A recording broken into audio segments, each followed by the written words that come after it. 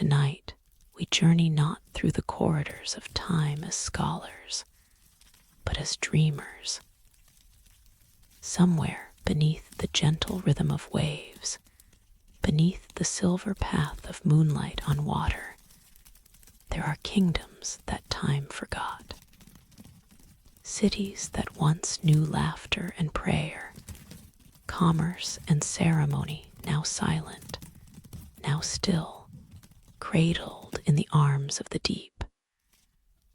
This is not a tale of certainty. It is a meditation on mystery, a quiet walk through the ruins of memory, where history blurs into myth and myth dissolves into dream. We do not come here to prove or disprove.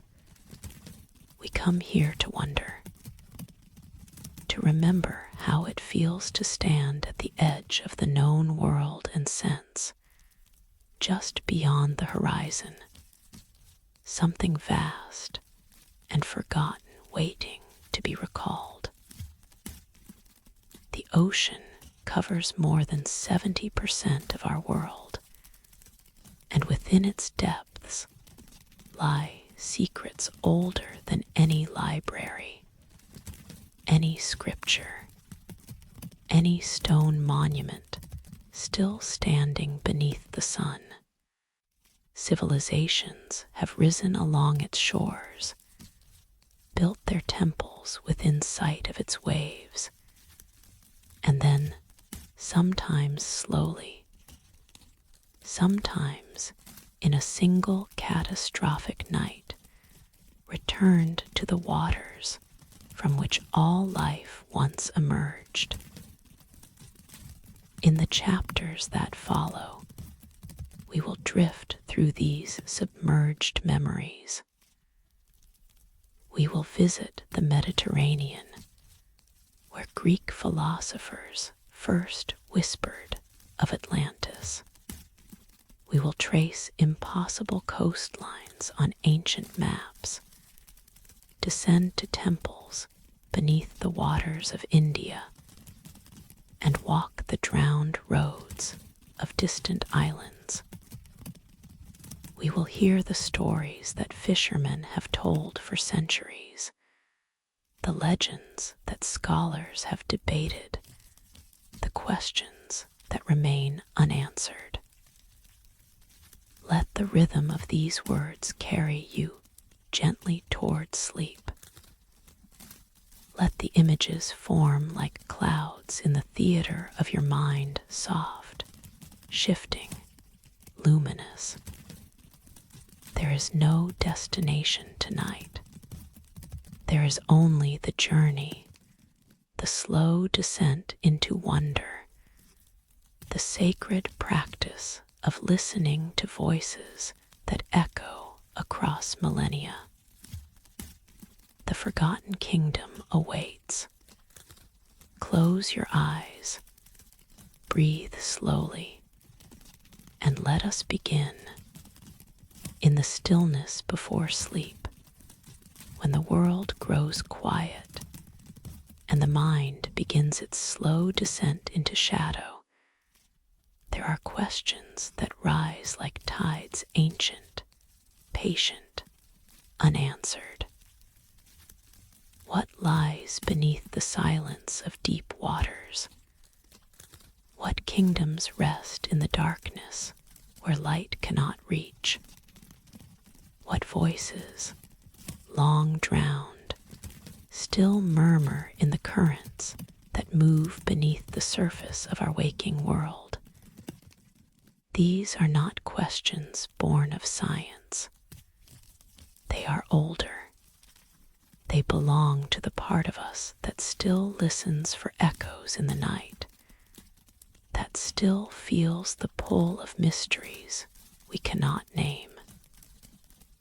Tonight, we do not seek answers. We seek only the feeling of standing at the edge of the known world, where the land ends and the water begins, and something vast and forgotten waits just beyond the reach of memory. Let us begin, then, not with certainty, but with a question murmured across centuries, long before machines descended into the abyss, long before echo and signal mapped the contours of the ocean floor. There were whispers. In fishing villages along forgotten coastlines, where the smell of salt hung heavy in the morning air, men spoke of things they could not explain. Nets that snagged on stone where no stone should be walls, perhaps, or the remnants of temples swallowed by time. The fishermen did not speak of these things loudly. They told their stories in low voices by dying fires, when the boundary between memory and dream grew thin as smoke. Some spoke of pulling up fragments of carved rock, edges too smooth to be natural, patterns too deliberate to be accident. Others told of anchors that caught on structures far below rooftops, perhaps, or the spires of towers that once reached toward a sky they would never see again. These relics were returned to the water. The fishermen knew, in the way that those who live close to the sea always know, that some things are not meant to be brought into the light. And then there were the sailors' men who crossed moonless waters and returned with tales that made even the hardened captains fall silent. They spoke of lights flickering beneath the waves, soft and golden, as though candles still burned in drowned halls. They described the glow rising from depths no lantern could reach, pulsing gently, rhythmically, like the breathing of something vast and patient. Some said it was phosphorescence, the natural fire of tiny creatures in the dark. But others shook their heads and said nothing, their eyes fixed on distances only they could see. These stories were never written down. They passed from voice to voice, father to son, sailor to sailor, until they became something more than memory, something closer to myth. And myth, as the ancients knew, is simply truth wearing the mask of dream. The Mediterranean holds more than salt and silence. It is a sea of ghosts, a mirror reflecting civilizations that rose and fell along its shores for millennia. The Egyptians sailed its waters.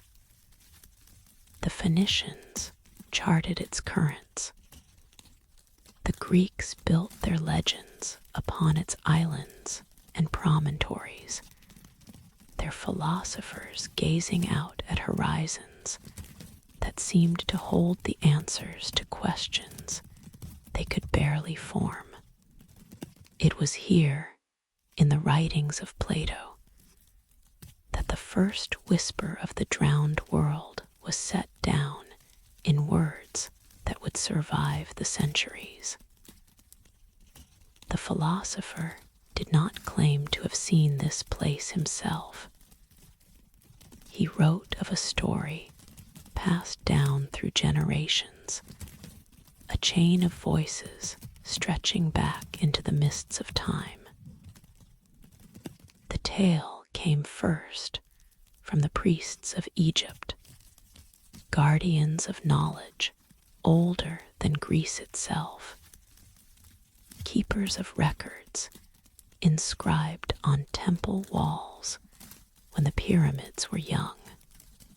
They spoke to Solon, the Athenian lawgiver, who journeyed to their land seeking wisdom. And Solon carried the story home, where it passed through his family until it reached the ears of Plato, who set it down in his dialogues like a jewel placed carefully in a reliquary. The priests told of a mighty island that once existed beyond the Pillars of Hercules, that narrow strait where the Mediterranean meets the Atlantic, where the known world ended and the unknown began. This island was called Atlantis, and it was, they said, a civilization of extraordinary power and beauty. Its people had built temples of silver and gold, palaces surrounded by rings of water, harbors filled with ships from every corner of the earth. They had conquered lands as far as Egypt and Italy, their armies sweeping across the ancient world like a tide.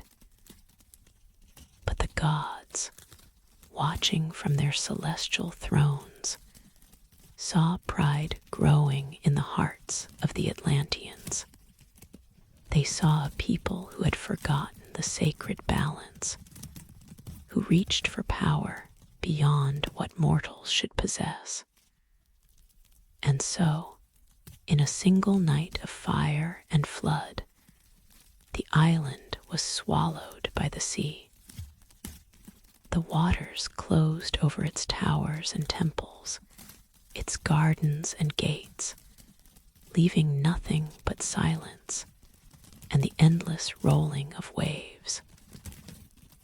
Plato wrote these words not as fiction, but as a lesson, a warning, perhaps, about the fate of civilizations that forget their place in the order of things. Yet beneath the philosophy, beneath the moral teaching, there is something else, a tremor of recognition, a sense that he was recording not merely a parable, but a memory fragmented, veiled, passed down through so many voices that its origins had become impossible to trace. We do not read these words as scholars tonight. We receive them as one receives a half-remembered lullaby familiar, sacred, wrapped in the soft cloth of mystery. Whether the tale is history or symbol, it does not matter here. What matters is the feeling it leaves behind, like the echo of a bell struck long ago, still ringing in the chambers of the soul. Whispers tell us that the story did not end with Plato. In the centuries that followed, others searched for the drowned kingdom.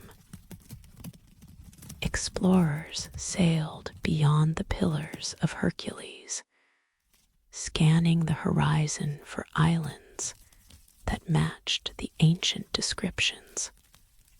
Scholars pored over texts in candlelit libraries, comparing measurements and distances, trying to locate a place that existed, perhaps, only in the space between history and dream. Some claim to have found it in the Atlantic, in the Aegean, beneath the sands of the Sahara, in the jungles of the Americas. Each theory cast its own light, and each light cast new shadows. But the sea kept its secrets. Beneath the waves, in trenches deeper than mountains are tall, the darkness holds its silence. No explorer has returned with proof. No diver has surfaced with a fragment of those silver temples, those golden gates.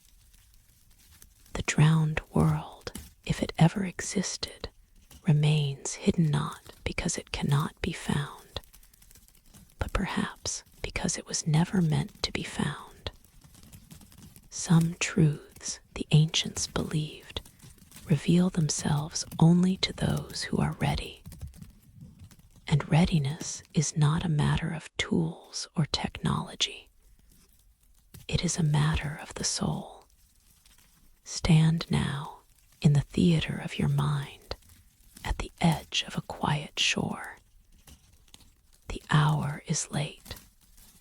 The sky is velvet black, scattered with stars that have watched the earth since before the first cities rose, since before the first songs were sung around the first fires.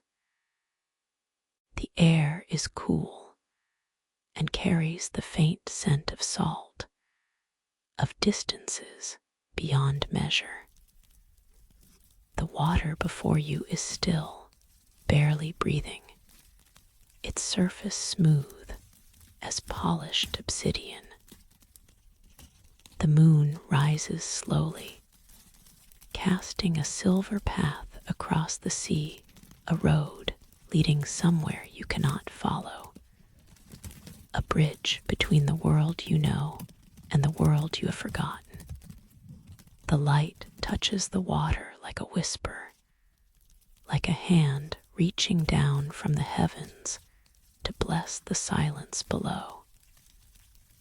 And if you look closely, not with the eyes of reason, but with the eyes of wonder, you may see it.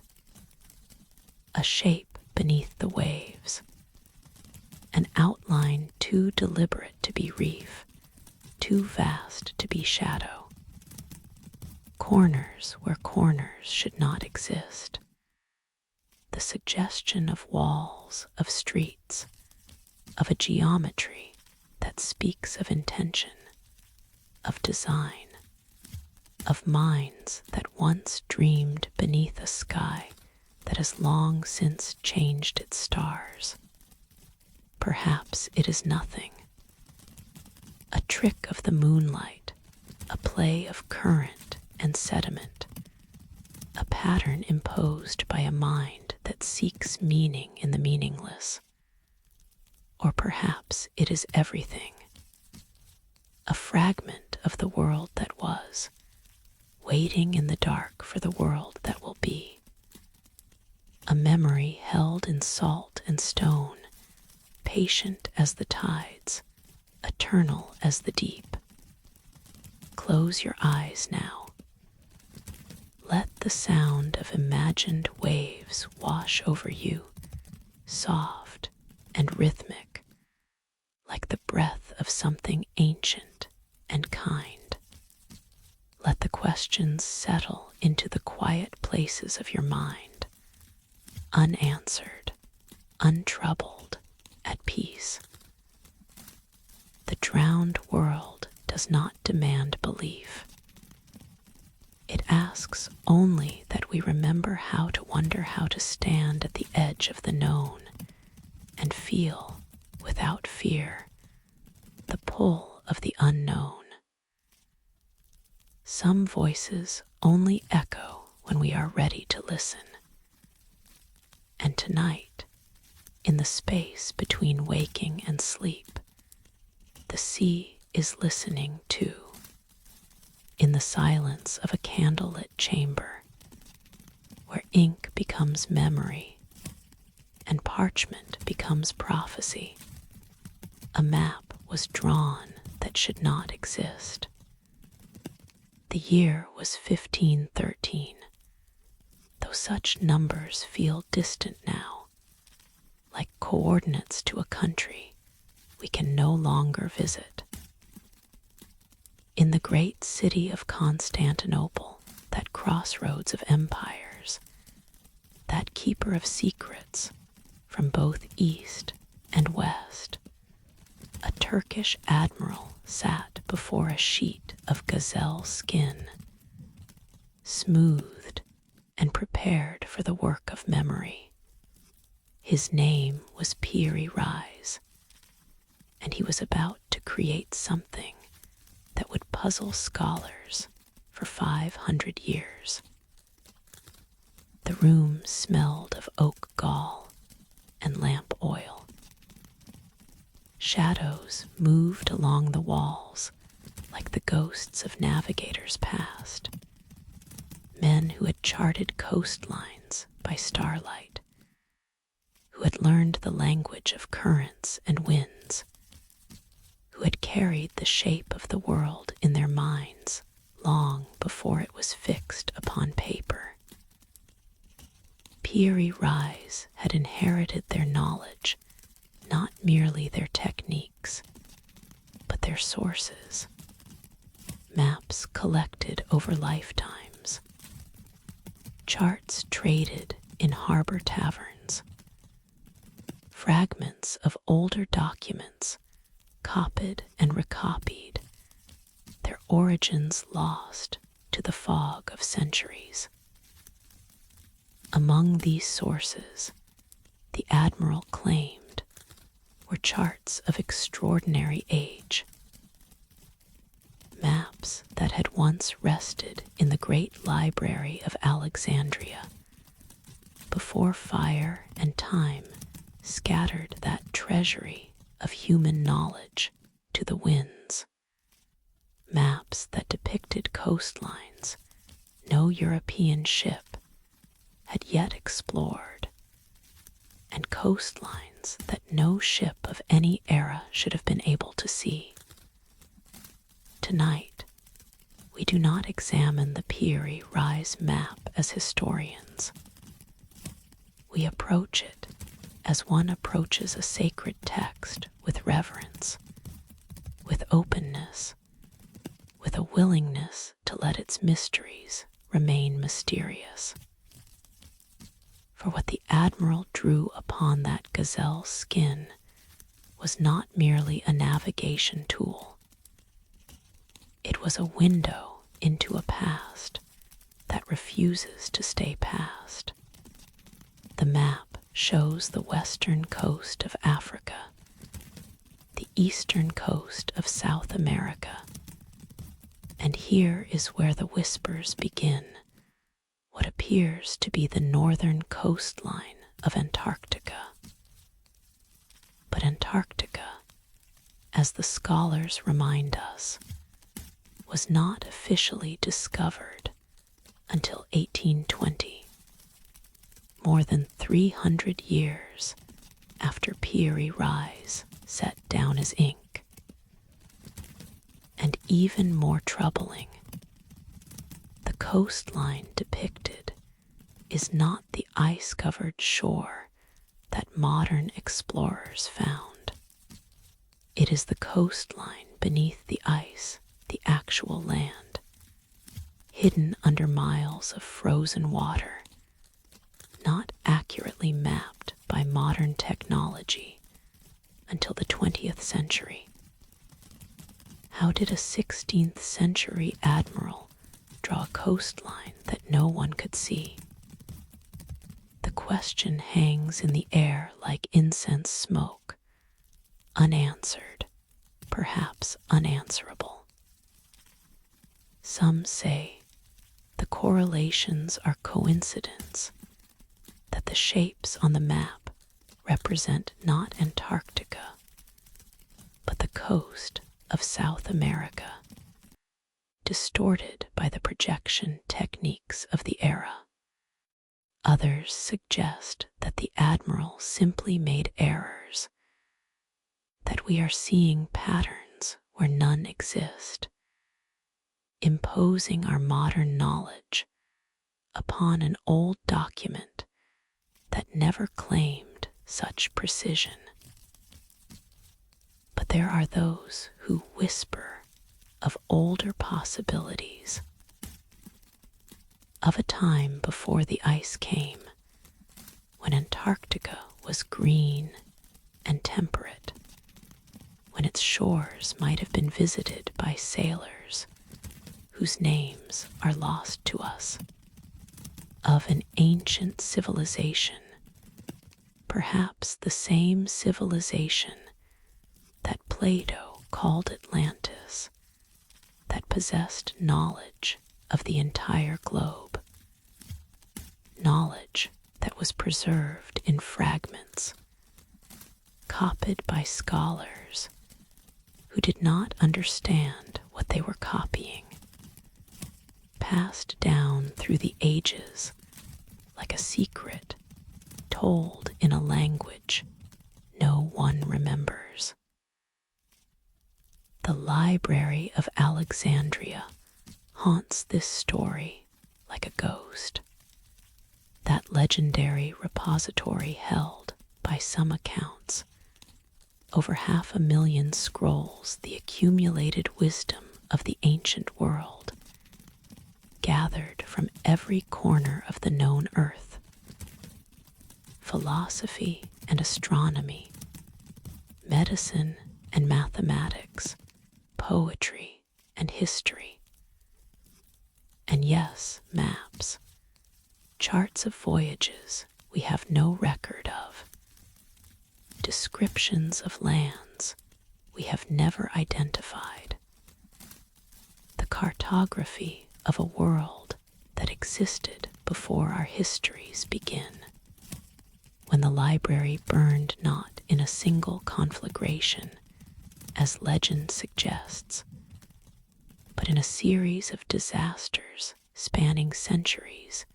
Most of this knowledge was lost forever. But not all. Fragments survived, scattered across the Mediterranean world, preserved in private collections, copied by monks who did not know what they held. Some of these fragments, Piri Reis tells us, found their way into his hands. We cannot verify this claim. The source maps the Admiral mentions have never been found. Perhaps they were lost. Perhaps they were hidden. Perhaps they never existed at all, except in the imagination of a man who wanted to believe that the past held wonders beyond our comprehension. But consider, for a moment, the possibility. Consider a civilization that flourished in an age we call prehistoric, a word that means only before writing, before the records that allow us to call something history. A people who sailed the world's oceans when the glaciers were still retreating, when the sea levels were hundreds of feet lower than they are today, when coastlines existed that are now submerged beneath the waves. They mapped what they saw. They recorded what they knew. And then they vanished, leaving behind only fragments that would be copied and recopied, their meaning fading with each generation, until they became curiosities in the collections of admirals and scholars, beautiful but incomprehensible. This is not proof. This is poetry. This is the kind of wondering that belongs to the hour before sleep, when the mind loosens its grip on certainty and allows itself to drift. The Piri Reis map now rests in the Topkapi Palace in Istanbul, preserved behind glass, studied by scholars, photographed by tourists. It is a beautiful object, the colors faded, but still visible. The coastlines drawn with the careful hand of a man who understood the sacred responsibility of the cartographer. To make a map is to claim knowledge of the world. To copy an older map is to carry that knowledge forward, even if you do not understand what you are carrying. Perhaps Peary Rise knew exactly what he held. Perhaps he was merely a skilled navigator, working with the best sources available to him, making educated guesses about coastlines he had never seen. The truth, like the Antarctic coastline beneath the ice, remains hidden. But tonight, as you drift toward sleep, let the image linger. A man alone in a candlelit room, tracing coastlines from sources that predate his civilization, his pen moving across parchment like a prayer. Somewhere in the shadows of that room, the ghosts of ancient navigators watch, pleased that their knowledge has not been entirely forgotten. The map is rolled now, stored in darkness, its secrets folded into silence. But secrets have a way of waiting. They are patient, like the sea. They know that someday someone will be ready to read what was never meant to be lost. Perhaps that someone is you. Perhaps the coastlines you trace in your dreams tonight are ones that existed long ago, remembered by a part of you that is older than memory itself.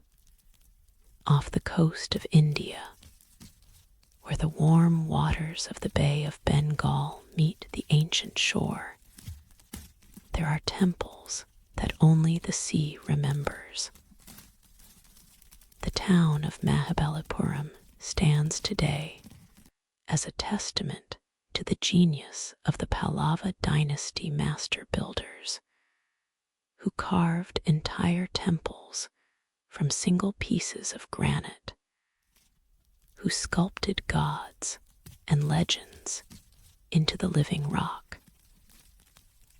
Tourists come to photograph the shore temple, that elegant stone structure that has watched the sunrise over the ocean for 13 centuries. They marvel at the bas-reliefs, the largest in the world, depicting myths that have nourished the soul of India for millennia. But the local fishermen know a different story.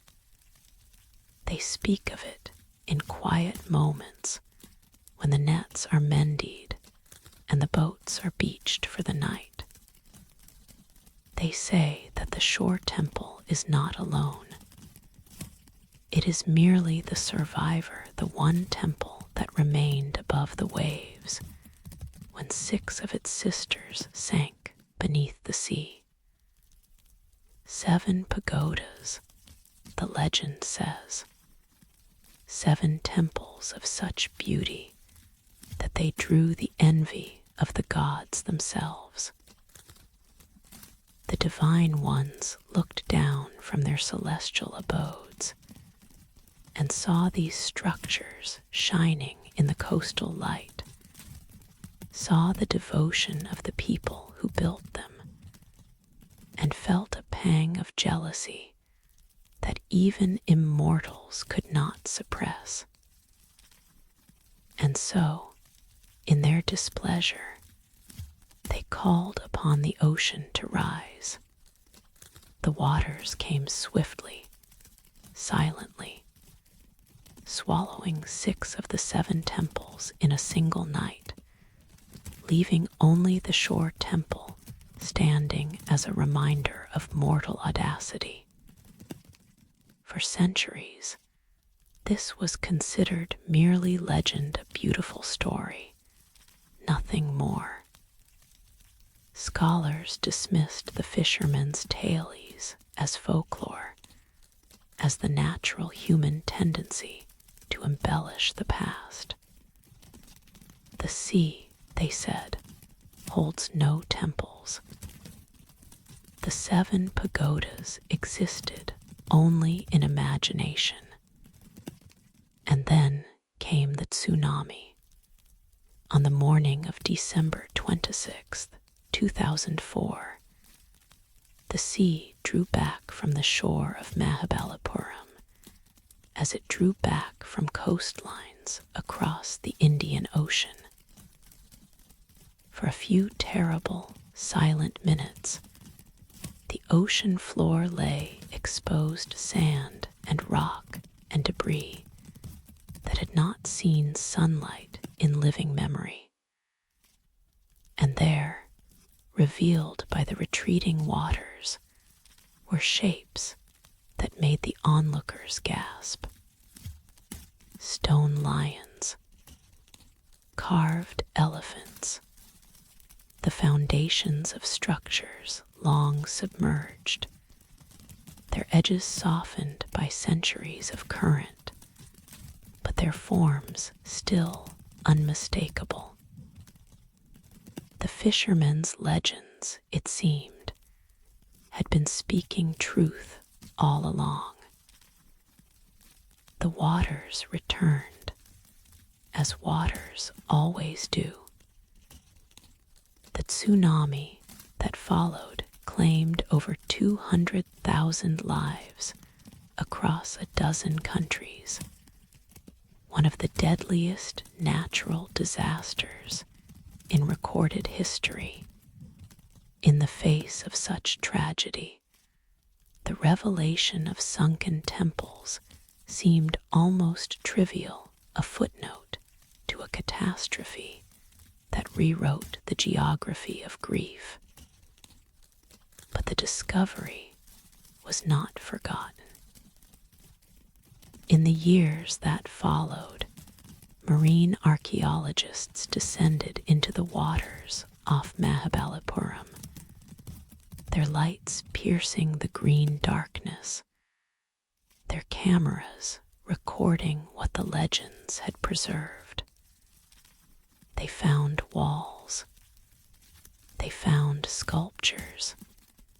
They found the remains of structures that matched no known temple on land buildings that had been underwater for so long that their origins could only be guessed. Some of these ruins date to the era of the Pallavas, the dynasty that built the shore temple. But others, the archaeologists whisper, may be older, much older, perhaps as old as the myths themselves, remnants of a civilization that flourished when the sea levels were lower, when the coastline extended far beyond its present boundary, when Mahabalipuram was not a shore town, but an inland city. We cannot know for certain. The sea guards its secrets jealously, and the silt of millennia has buried much of what might have been evidence. But tonight, we do not seek evidence. We seek the feeling of descent, the slow sinking into mystery that mirrors the slow sinking into sleep. Imagine yourself as a diver, descending through the warm waters of the Bay of Bengal. The light fades as you go deeper, first green, then blue, then a darkness that is not quite black, illuminated by the beam of your torch. Fish scatter before you, silver flashes in the gloom. The current moves against your skin like a whisper, like a voice speaking in a language you almost understand. And then you see it, a wall rising from the sand. Not natural stone, you can see the marks where hands once worked, where tools once shaped. The wall curves, suggesting a structure, a room, a purpose. You follow it, your light playing across the surface, and you find a doorway. The door is gone, dissolved, or carried away by the centuries, but the frame remains, an invitation to a sanctuary that has not welcomed worshippers for 1,000 years. You pass through. Inside, the sand is thicker, the darkness deeper, but your light finds something, a figure carved in stone, seated in the posture of meditation. A deity, you cannot tell which one. The features are too worn, the details erased by time. But the pose is unmistakable. This was a place of prayer. This was a place where humans came to seek something beyond themselves. The statue's eyes are open, gazing upward toward a surface it can no longer see. It has been gazing thus for centuries, patient, untroubled, waiting. The fish swim past without noticing. The currents bring sand and take it away. The cycles of moon and tide move the waters above, but down here, in the silence of the drowned temple, nothing changes, nothing ends. The Pallavas are gone now, their dynasty dissolved into the larger flow of Indian history. But their temples remain, some on land, weathering slowly beneath the sun, others beneath the sea, weathering in ways we can barely imagine. Both kinds of temple serve the same purpose. They are reminders. They are prayers made permanent. They are the human answer to impermanence, the insistence that something, somewhere, should endure. Perhaps the gods were not jealous after all. Perhaps the sinking of the 6 temples was not punishment, but preservation, a way of keeping something sacred hidden from the changes of time, waiting for an age that would be ready to receive its message. Or perhaps there is no meaning at all.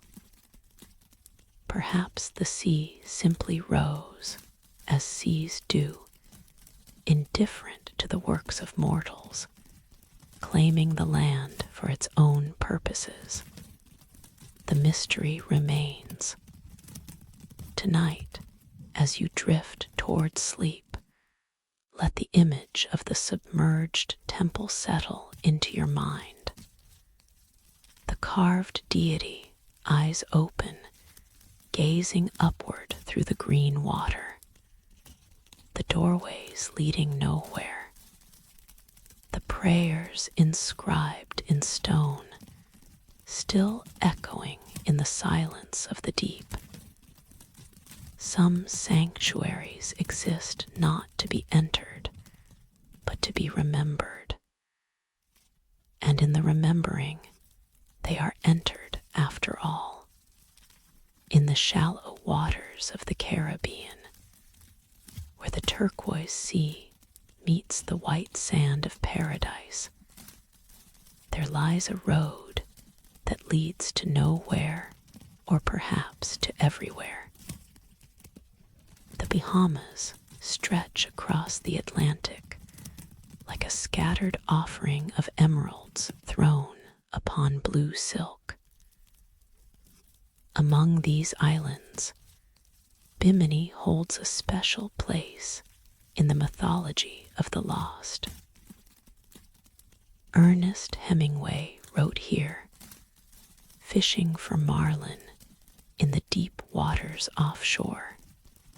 Ponce de Leon, the Spanish conquistador, searched these shores for the fountain of youth, that legendary spring whose waters could reverse the march of time.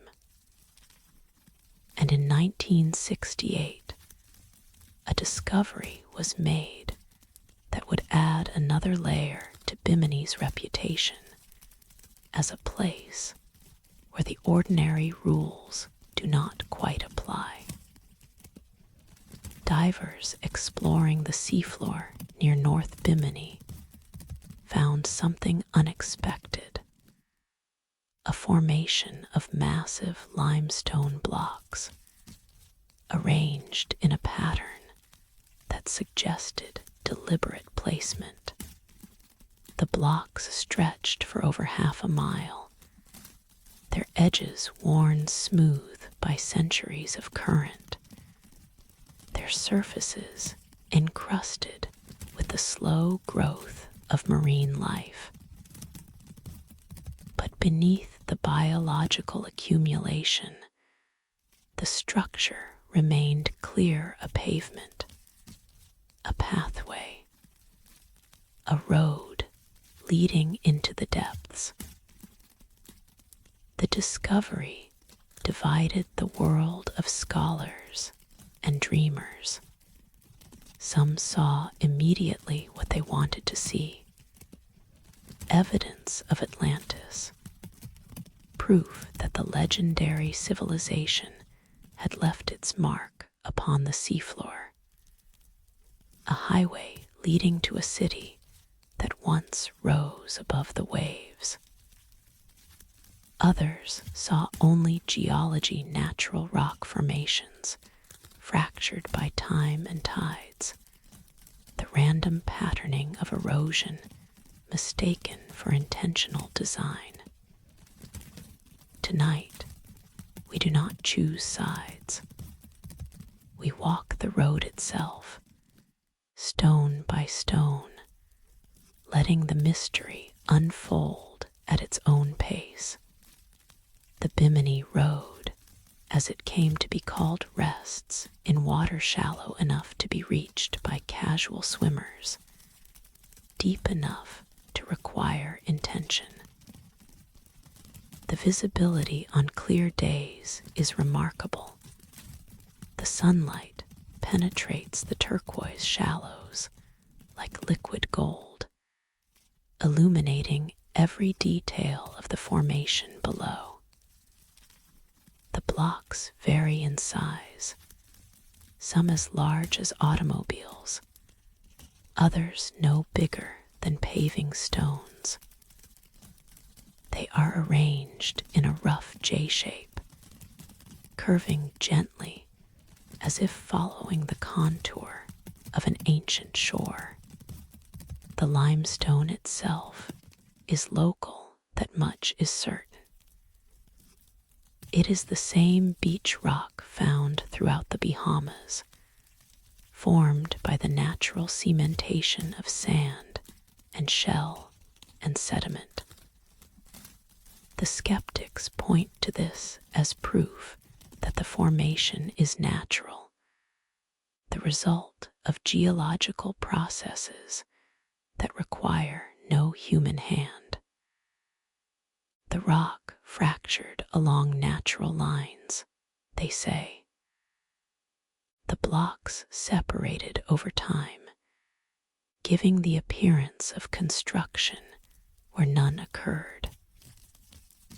But the believers point to other details: the uniformity of the block sizes, the consistency of the spacing between them, the way the formation aligns with certain astronomical orientations, as though placed by people who knew the stars. And beneath the main layer, some researchers claim to have found additional courses of stone multiple levels, as one would expect from a deliberately built structure designed to withstand the test of time. The debate continues, unresolved, as perhaps it will remain forever. But there is another element to the Bimini story, a detail that adds a layer of strangeness to an already strange tale. Decades before the discovery, a man named Edgar Cayce had spoken of this place. Cayce was known as the Sleeping Prophet, an American mystic who, in a trance state, delivered thousands of readings on topics ranging from health to reincarnation to the fate of civilizations. In 1940, nearly 30 years before the Bimini Road was found, Cayce predicted that evidence of Atlantis would be discovered near the island of Bimini. He gave a date, 1968 or 1969. The discovery came in September of 1968. Coincidence, perhaps. The world is full of predictions, and with enough of them, some are bound to appear accurate. But the specificity of Cayce's prophesy the location, the time frame has given pause to even skeptical observers. How could he have known? What did he see in his trances that connected this small Bahamian island to the greatest lost civilization in human mythology? We do not have answers. We have only the road, lying silent beneath the waves, waiting for travelers who may never come. Imagine yourself floating above the formation now. The water is warm, blood warm, the temperature of life itself. The sun is high, its rays slanting through the turquoise depths, painting patterns on the sandy bottom. Below you, the blocks stretch into the distance, their surfaces dappled with light and shadow, their edges softened by the patient work of the sea. You descend slowly, effortlessly, as one descends in dreams. The pressure builds gently against your ears, a reminder that you are entering another realm, a place where different rules apply. Your fingers touch the surface of a block cool, rough, ancient. Is this the work of nature or the work of hands? The stone does not answer. It simply is. You follow the road, swimming slowly, watching the blocks pass beneath you like the milestones of a forgotten journey. Where does it lead? The formation ends abruptly, swallowed by sand and sediment, offering no conclusion. Perhaps the rest is buried. Perhaps it was never completed. Perhaps the road leads to a destination that exists only in the realm of possibility, a city that rose and fell before history began its records, leaving only this fragment, this whisper, this invitation to wonder. The Caribbean has witnessed much. The Taino people lived here for thousands of years before the Europeans came. Before them, other cultures, other peoples, their names lost to time. The sea levels have risen and fallen countless times over the millennia, drowning coastlines and revealing new ones, constantly rewriting the geography of the islands. What is submerged today was dry land yesterday. What is dry land today may be submerged tomorrow. Perhaps the Bimini Road is young, a natural formation that happens to resemble something intentional.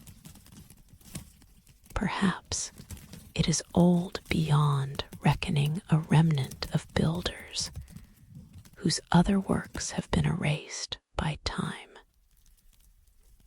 The truth lies somewhere beneath the sand, waiting for the moment when it chooses to be revealed. But tonight, the truth matters less than the feeling of floating above a mystery, of following a path that leads into the unknown, of being suspended between sky and seafloor in a realm where certainty dissolves like salt in water. The road continues in your dreams. Follow it. See where it takes you.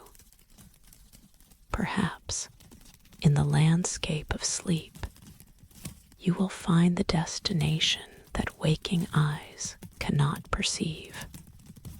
Near the southern tip of Japan, where the Pacific deepens into indigo shadow, there lies a structure that has no name in any ancient text, a monument to a civilization that may never have existed, or that may have been forgotten before history began. The island of Yonaguni is the westernmost point of Japan, a small outcropping of land closer to Taiwan than to Tokyo, where the Kuroshio current sweeps warm waters northward from the tropics. The island is known for its rugged beauty, its traditional culture, and a particular species of small horse that has lived here for centuries. But since 1986, Yonaguni has been known for something else, that lies 60 feet beneath the surface of the sea. A local diver named Kihikairo Aratake was searching for new sites to observe hammerhead sharks when he found it. A massive underwater formation of terraces, steps, and carved angles, rising from the seafloor like a forgotten ziggurat. The structure was enormous, over 160 feet long, nearly 70 feet wide, and rising through multiple levels to within 20 feet of the surface. Its geometry was startling. Sharp edges, flat planes, right angles, features that seemed impossible for nature to produce. The discovery sent shockwaves through the worlds of archaeology and geology. Scientists descended to study the formation, debate its origins, argue over its meaning. Was this a natural wonder, carved by the patient work of water and time? Or was it something else, evidence of human construction in an era so remote that it predates all known civilizations? The debate continues to this day, unresolved and perhaps unresolvable. But tonight, we do not come to debate. We come to descend, to witness, to wonder. Imagine yourself slipping beneath the waves off Yonaguni's southern shore. The water is clear, the visibility excellent on good days. You can see over 100 feet through the blue. The current is strong here, pulling at your body like an insistent hand, reminding you that the sea has its own intentions. You descend along a rope anchored to the seafloor, hand over hand, watching the light change as you go deeper. And then you see it.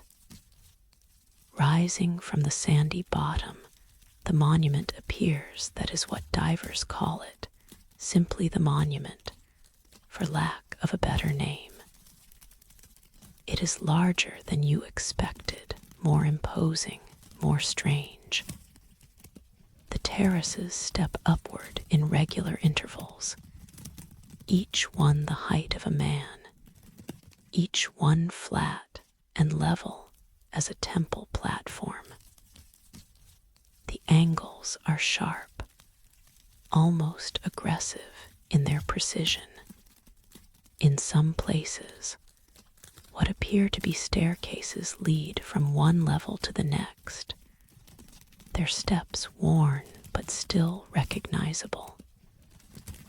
You swim along the base of the structure, your hand trailing across the stone. It is sandstone. The geologists say a type of rock that does fracture along natural lines, that does form flat surfaces and sharp edges through ordinary erosion. But the scale of it, the complexity, the way the features seem to relate to one another, these are harder to explain.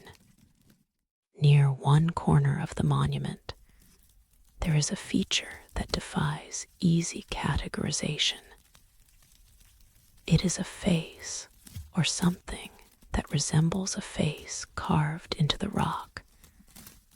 Two depressions that might be eyes, a ridge that might be a nose, a horizontal line that might be a mouth. The features are worn, ambiguous, open to interpretation.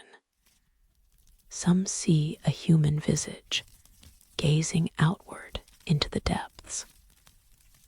Others see only the random patterning of erosion, a Rorschach test in stone. The face does not answer your questions.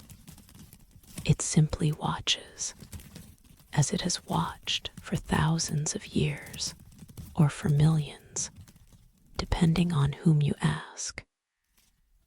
To understand the mystery of Yonaguni, we must travel backward in time, far backward, to an age when the sea was not where it is today. During the last ice age, which ended roughly 12,000 years ago, so much of the Earth's water was locked in glaciers that sea levels were over 300 feet lower than they are now.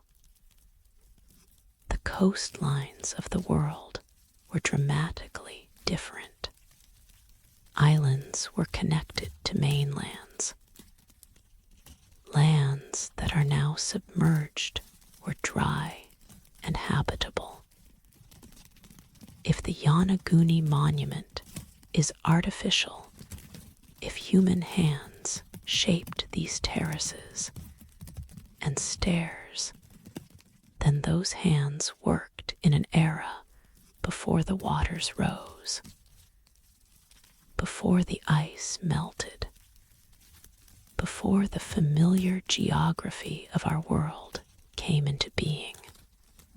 This would mean that a civilization capable of monumental construction existed at the end of the Ice Age, thousands of years before the Egyptians built their pyramids, thousands of years before the Sumerians invented writing. Such a civilization would have left no records that we can read, no texts that we can decipher. It would exist only in stone and in the myths that ancient peoples told about the ages before their own. The myths of a great flood, the myths of a golden age destroyed, the myths of knowledge lost and waiting to be found again. Or perhaps the monument is simply what the skeptics claim: a natural formation, extraordinary but not artificial, shaped by the same forces that shape all stone. The sea has been sculpting the rocks of Yonaguni for far longer than humanity has existed. It is not impossible that nature alone could produce something that resembles the work of hands. But tonight, floating in the darkness above the monument, watching the play of light across its terraces, feeling the current move around you like the breath of something vast and alive tonight, you do not need to choose. You can hold both possibilities in your mind at once, letting them exist in superposition, letting the mystery remain mysterious. The hammerhead sharks still swim here, gliding through the blue in their ancient patterns, indifferent to human questions. The sun still rises over Yonaguni, painting the waves with gold. And beneath the surface, the monument waits, as it has waited since before memory, for the moment when its meaning will be revealed. Perhaps that moment will never come. Perhaps some mysteries are meant to remain mysteries, their purpose not to be solved, but to remind us that the world is stranger and older and more wonderful than we know. Close your eyes now and let the citadel fade into the depths of your dreams.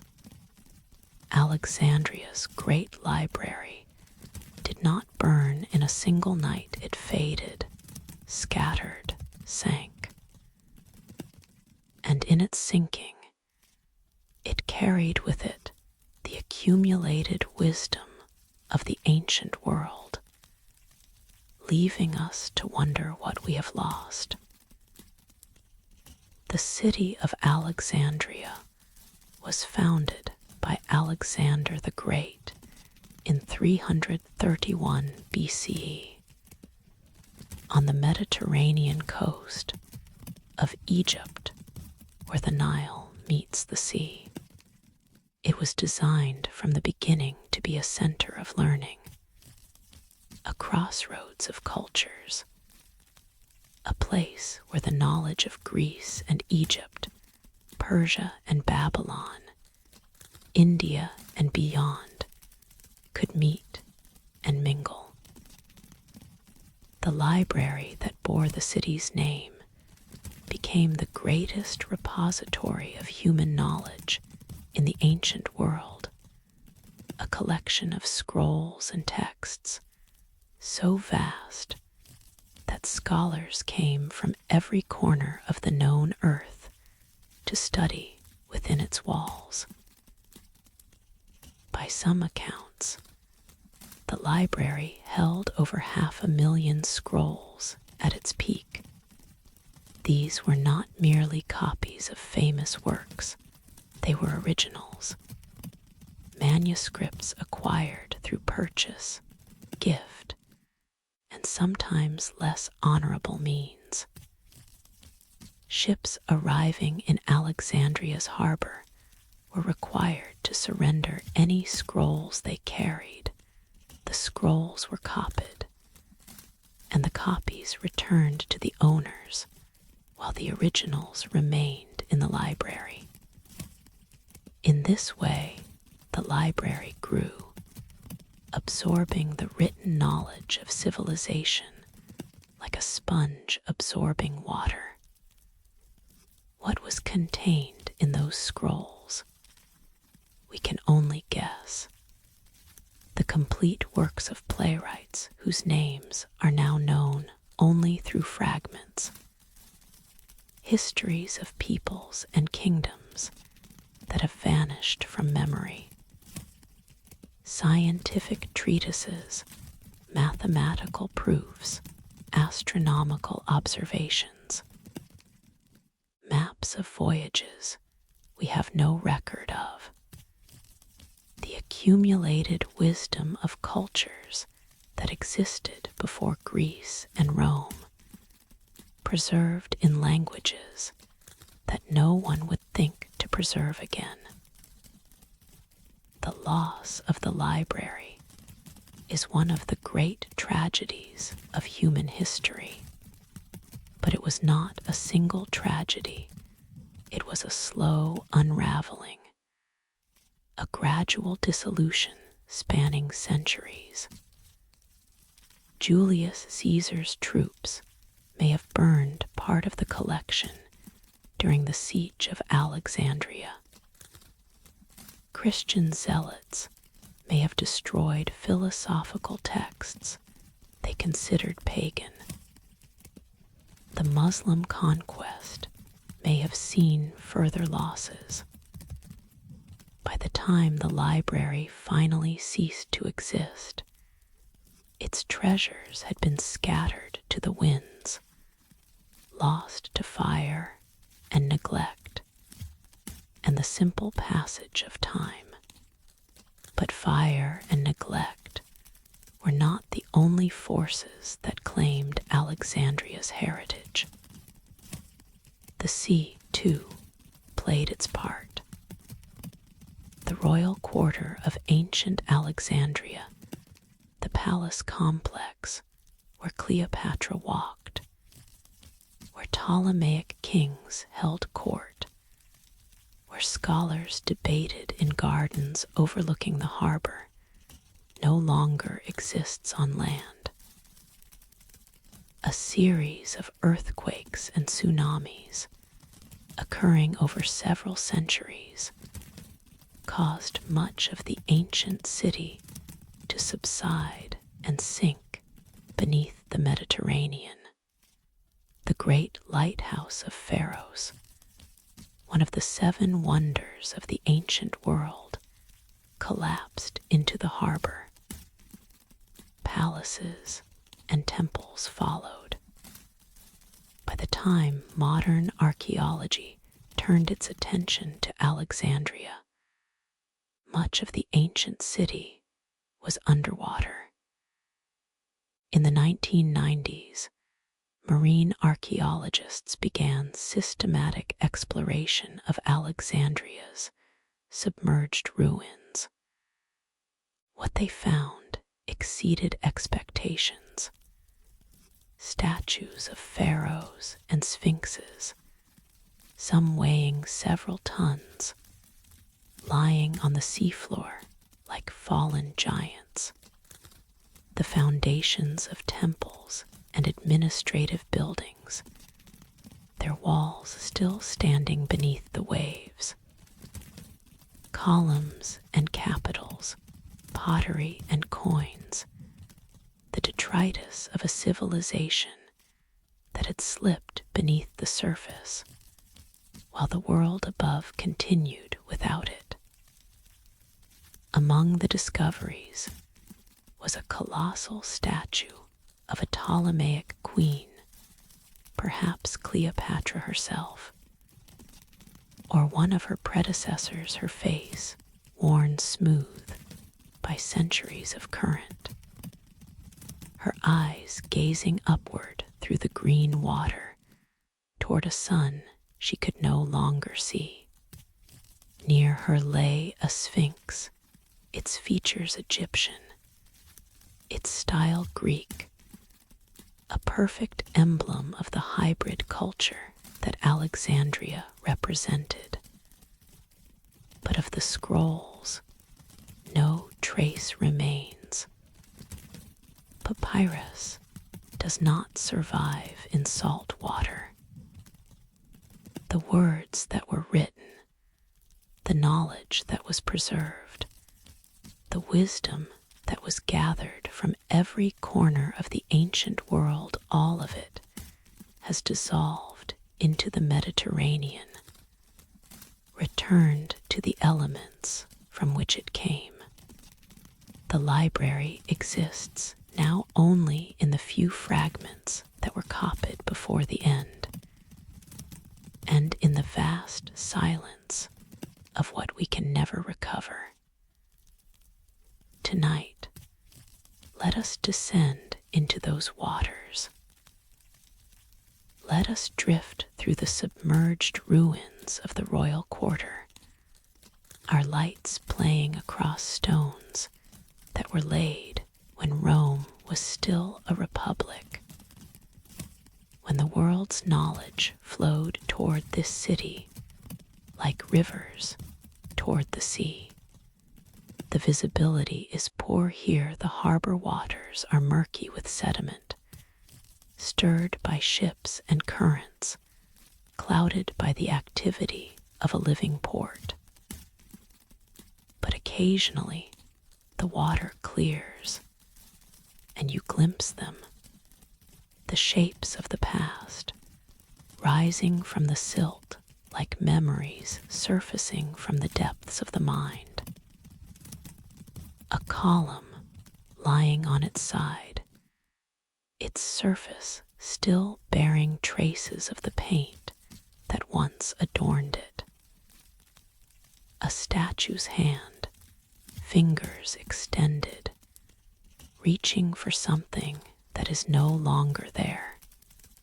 The corner of a building, its walls still meeting at precise angles, its doorway open to a room that has not felt footsteps in 2,000 years. And somewhere, perhaps nearby, perhaps beyond recovery, the place where the scrolls were kept. The shelves are gone, rotted away. The papyrus is gone, dissolved into nothing.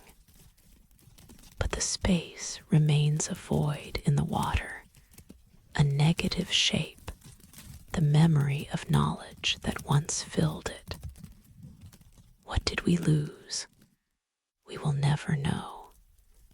We can only feel the weight of the absence, the vastness of what is missing. Imagine if every book in every library in the modern world were suddenly to vanish. And then imagine that this happens slowly over centuries, so that each generation inherits a little less than the one before, until finally nothing remains but fragments and rumors, and the aching sense that something precious has been taken. That is what the loss of Alexandria means.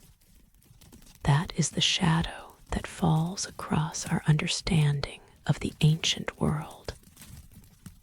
We see through a glass darkly, not because the ancients failed to write things down, but because what they wrote has been lost.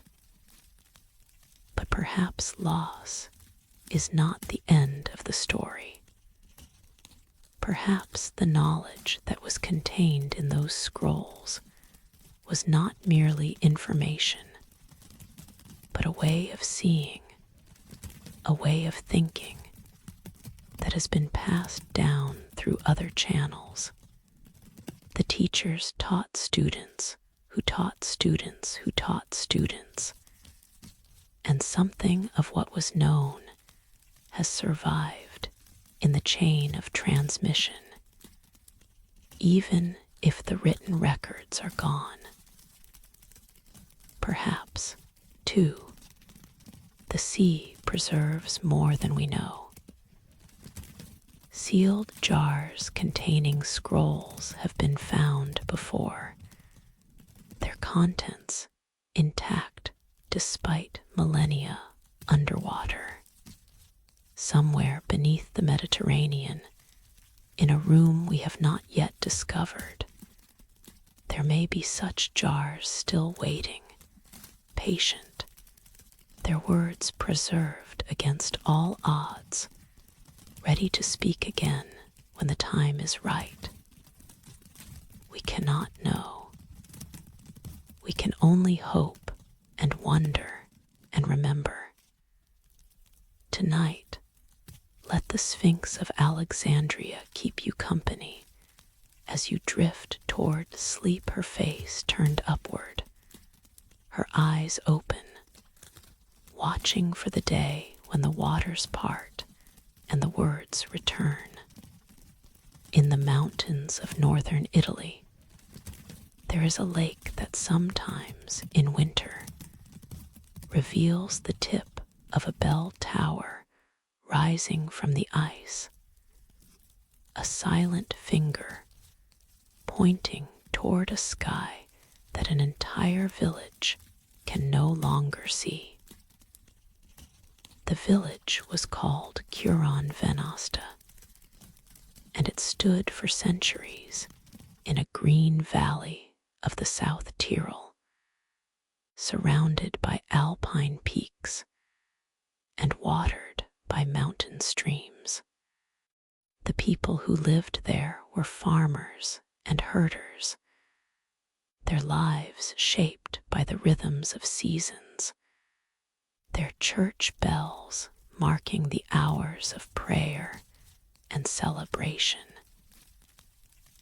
It was a small community, unremarkable in many ways, known only to those who lived there and those who passed through. In 1950, the village drowned, not in a natural disaster, but in a decision made by distant authorities, a decision to dam the valley, to merge two smaller lakes into one large reservoir, to generate electricity for a growing nation. The people of Curon Venosta were relocated, their homes demolished, their fields flooded. The valley filled with water, and the village disappeared beneath the surface. All of the village disappeared, that is, except for the bell tower. The church itself was demolished, but the tower, a 14th century structure, too beautiful or too stubborn to destroy entirely, was left standing. As the waters rose, the tower remained, its base slowly submerged, its upper levels still reaching toward the light. Today, the bell tower of Curon Venosta stands alone in the middle of Lake Reja, a monument to what was lost, a reminder that some things refuse to be completely forgotten. This is not an ancient mystery. This is a modern tragedy occurring within living memory. And yet, in the decades since the drowning, something strange has happened. The village of Curon Venosta has become a legend, a myth, a story told in hushed tones by those who live along the lakeshore. The history has become folklore. The facts have become dreams. They say that on quiet winter nights, when the lake freezes and the world falls silent, you can hear the bells ringing beneath the ice. The bells were removed before the flooding, everyone knows this. Yet the stories persist.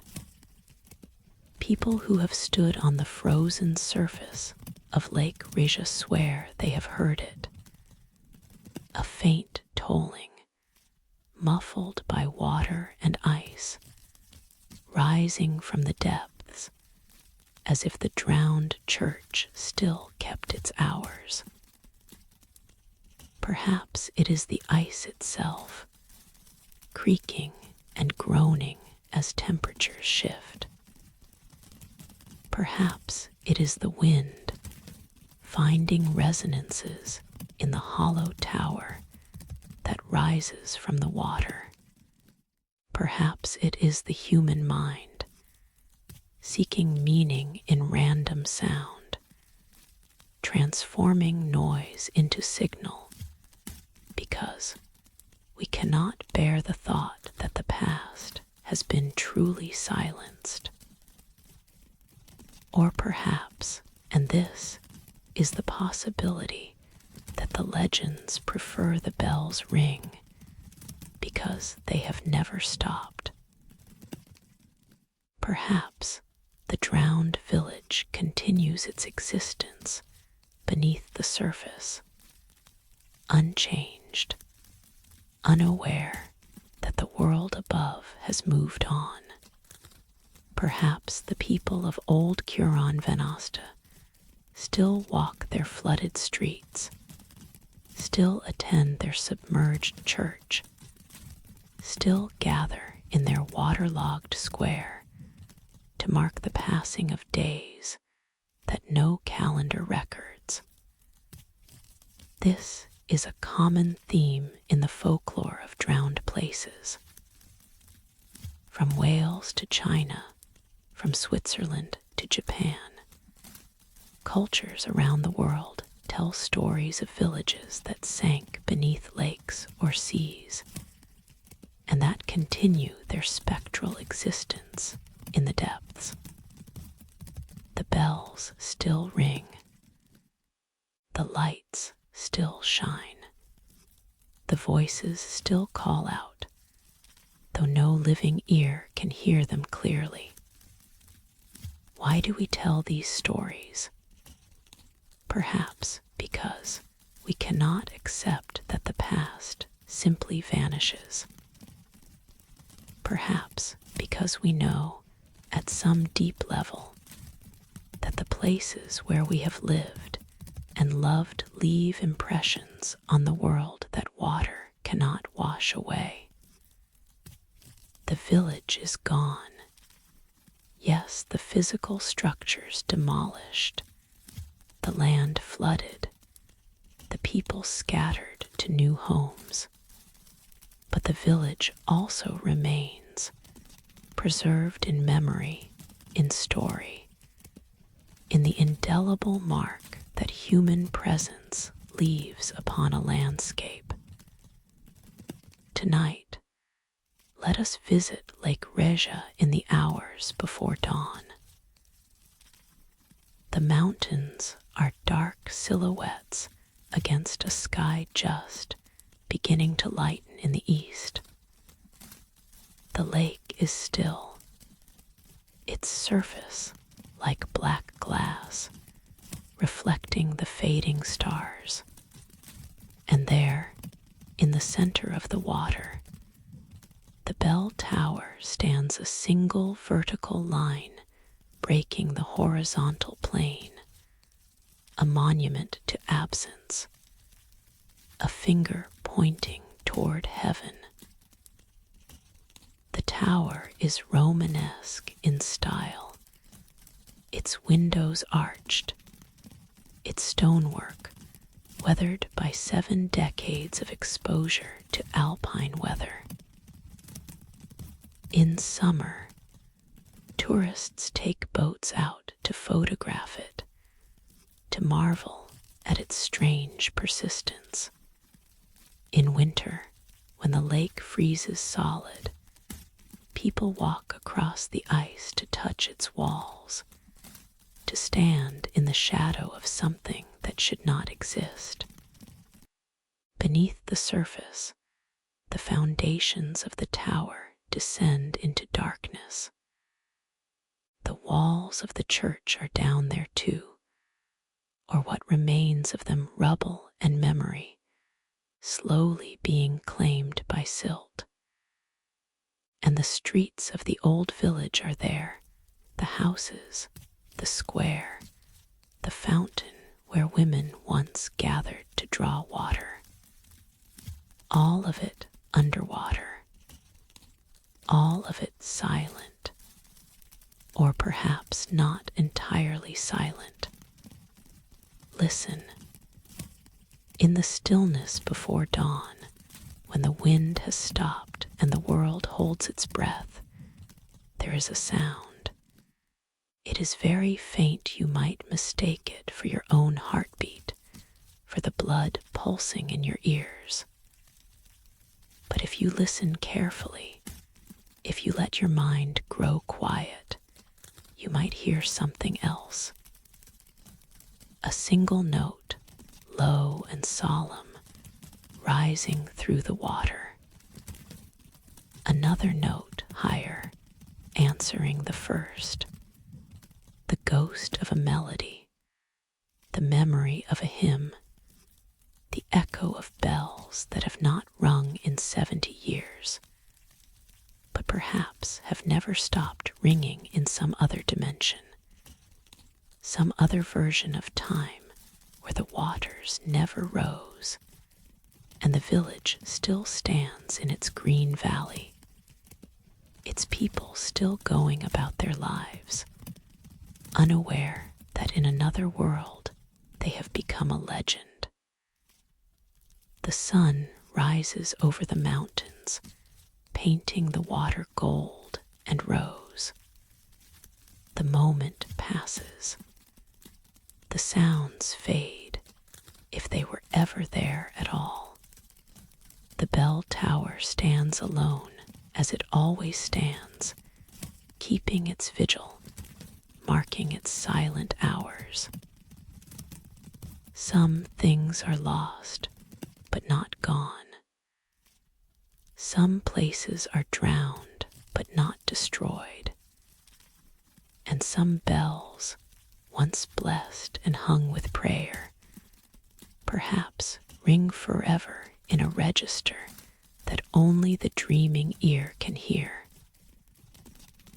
Let their tolling carry you now soft and slow into the depths of peaceful sleep. Hindu scripture speaks of Dwarka, the golden city of Lord Krishna, which sank beneath the Arabian Sea when the god departed from the mortal world. For millennia, this was sacred story. Then, in the waters off the coast of Gujarat, something was found. The Mahabharata, one of the great epics of India, tells of a city of surpassing beauty built by the divine architect Vishwakarma at the command of Lord Krishna himself. This was Dwarka, a city of gold and jewels, surrounded by walls that gleamed in the light of an eternal sun. Its palaces rose in tiers. Its gardens bloomed with flowers that never wilted. Its harbors received ships from every corner of the known world. The people of Dwarka lived in abundance and peace, protected by the presence of the divine. But all things pass, even the works of gods. When Krishna departed from his mortal form, when his divine mission on earth was complete, Dwarka's protection departed with him.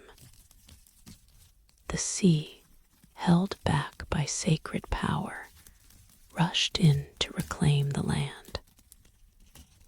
In a single day and night, a catastrophic echo of other flood legends from around the world, the Golden City was swallowed by the waves. Its towers sank. Its gardens drowned. Its people fled to higher ground, carrying with them only memories and prayers. For thousands of years, devotees have gathered at the temple of Dwarkadhish in the modern city of Dwarka, built on the same coast where the ancient city is said to have stood. They come to honor Krishna, to remember the divine presence, to pray at a site sanctified by scripture and tradition.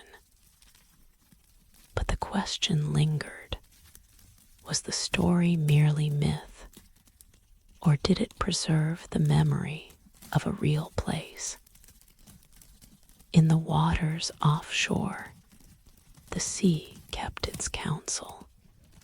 Beginning in the late 20th century, marine archaeologists began systematic exploration of the seabed near Dwarka. What they found exceeded the expectations of even the most faithful. Stone anchors of unusual design, unlike any used in recent centuries. Fragments of pottery dating back thousands of years.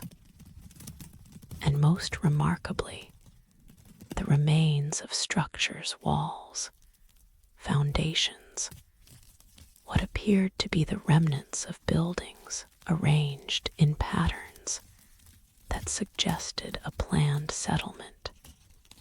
The discoveries continue to this day, each expedition revealing new fragments of a puzzle that may never be complete.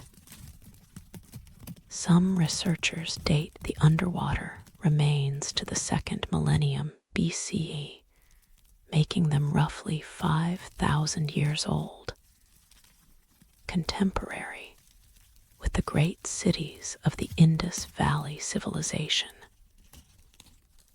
Others suggest the site may be even older, its origins lost in the gap between prehistory and myth. We cannot say with certainty that these ruins are the Dwarka of Scripture. The golden palaces have not been found. The jeweled walls have not been recovered. What lies on the seafloor is humbler than legend, suggests sandstone and limestone, the materials of human construction, not the divine architecture described in epic poetry. But perhaps that is how legend works. The memory of a real place, a real catastrophe, a real loss transmitted through generations, embellished and elaborated, transformed from history into sacred narrative. The core of truth remains, wrapped in layers of meaning that serve purposes beyond mere fact. The story of Dwarka is not just a record of what happened. It is a teaching about impermanence, about the fragility of human achievement, about the power that sustains and the power that withdraws. Tonight, let us visit both Dwarkas, the city of history, and the city of faith. Descend first into the waters off the Gujarat coast. The Arabian Sea is warm here, its currents gentle, its visibility varying with season and tide. The seafloor is sandy, scattered with the debris of centuries modern refuse mingled with ancient artifacts, the layers of time compressed and confused. Your light plays across the bottom, revealing fragments. A worked stone here, a pottery shard there, the suggestion of walls beneath the silt. And then, emerging from the murk, a structure. Not grand, not golden, but unmistakably intentional. A wall running for several meters before disappearing into the sediment. A corner where two walls meet at a right angle. The remains of a building, perhaps a house, perhaps a workshop, perhaps a temple. The stones are worn, their surfaces smoothed by the patient work of the sea, but their arrangement is clear. Someone placed these stones. Someone lived within these walls. Someone walked these streets 5,000 years ago or more, beneath a sky that has long since changed its constellations. Now rise from the water and walk to the temple of Dwarkadish, standing on the shore above. It is evening, and the temple is alive with devotion. Bells ring from its towers, not ghost bells, but living bronze, struck by priests marking the hours of prayer. Incense smoke rises in fragrant spirals. Pilgrims move through the sacred spaces, their bare feet whispering on ancient stone, their lips murmuring prayers that have been said here for as long as anyone can remember. The temple faces the sea. From its gates, you can look out over the waters that cover the ancient city, the waters that took Dwarka when Krishna departed. But the devotees do not look with sorrow. They look with faith, knowing that what is lost to the physical world may be gained in the spiritual, that the golden city exists still in the realm of the divine, waiting for those who have eyes to see it. This is the mystery of Dwarka. Not whether the archaeological remains match the scriptural descriptions, but how history and faith interweave to create meaning. The physical ruins are fragments, incomplete, ambiguous. The sacred narrative is whole, complete, radiant with significance. Together, They form something larger than either alone a vision of the past that honors both evidence and devotion. Perhaps this is true of all drowned places. The physical reality is always partial, always eroded, always obscured by the waters that have claimed it. But the story, the human story, the sacred story endures. It is passed from generation to generation, elaborated and enriched, becoming more true even as it becomes less literal. The sea rises and falls. Cities are built and destroyed. Gods walk the earth and depart. But the telling of tales continues, and in the telling, what was lost is found again. Close your eyes now, and let the bells of Dwarkadish carry you toward sleep. Somewhere beneath the waves, the ancient city keeps its vigil. Somewhere beyond the reach of archaeology, the golden towers still gleam. And somewhere in the space between waking and dreaming, the home of Krishna awaits those who remember. In 1928, off the coast of Greece, a fisherman's net snagged on something heavy in the deep.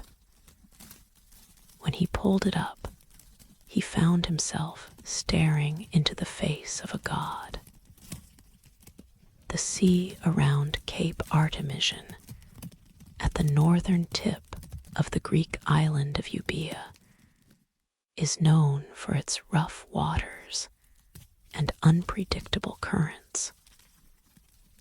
Fishermen have worked these waters for millennia, casting their nets into depths that hold both bounty and danger. They know the seafloor as well as farmers know their fields, every ridge and trench, every spot where fish gather, every place where nets are likely to snag. On this particular day, the net caught on something that was not rock. When the fishermen hauled it up, they found a bronze arm, massive and perfectly formed, green with the patina of ages, but unmistakably the work of human hands. It was the arm of a statue of extraordinary size and craftsmanship, resting on the seafloor where it had lain for over 2,000 years. The discovery led to one of the most significant underwater archaeological recoveries of the 20th century. Over the following years, divers retrieved the rest of the statue, a male figure over 6 feet tall, caught in the moment of hurling something, a thunderbolt, perhaps, or a trident. The figure's pose is dynamic, athletic, divine. His eyes, once inlaid with precious stones, gaze forward with an intensity that transcends the centuries. He is known now as the Artemision Bronze, and he stands in the National Archaeological Museum in Athens, one of the finest examples of classical Greek sculpture in existence. Whether he represents Zeus, king of the gods, poised to launch his thunderbolt, or Poseidon, lord of the sea, about to throw his trident, scholars have debated for decades. The object he once held is gone, claimed by the same sea that preserved the rest of him. But the identity of the god matters less tonight than the fact of his discovery. For the Artemision bronze is not alone. The seas around Greece and around the entire Mediterranean are rich with treasures lost to shipwreck and catastrophe, waiting in the dark for the accident or intention that will bring them back to light.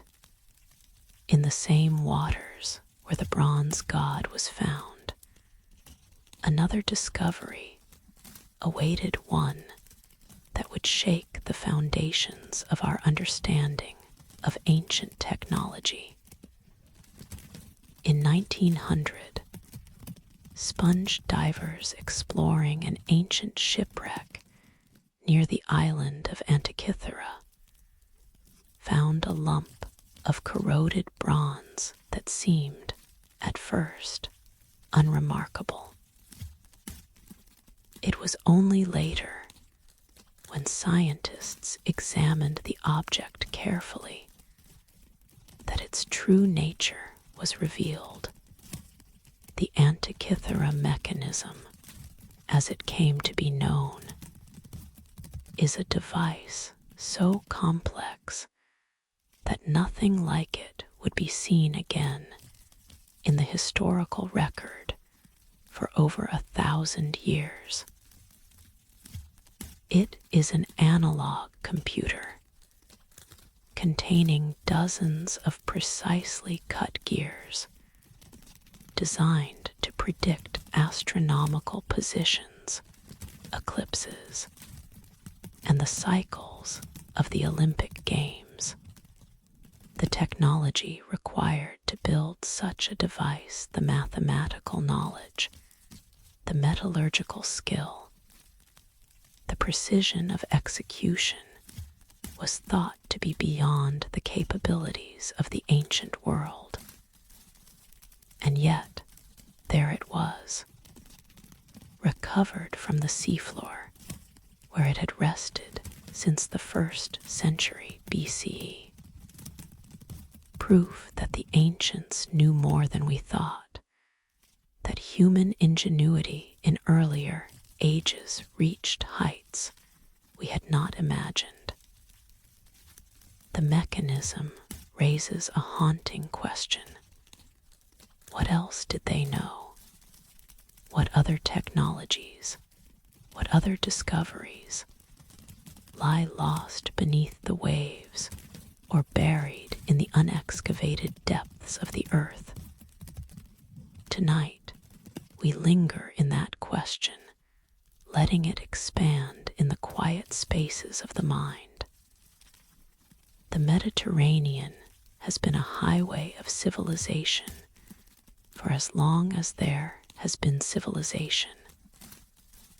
The Phoenicians sailed its waters, carrying the alphabet that would become the basis for every script in the Western world. The Greeks established colonies along its shores, spreading philosophy and art.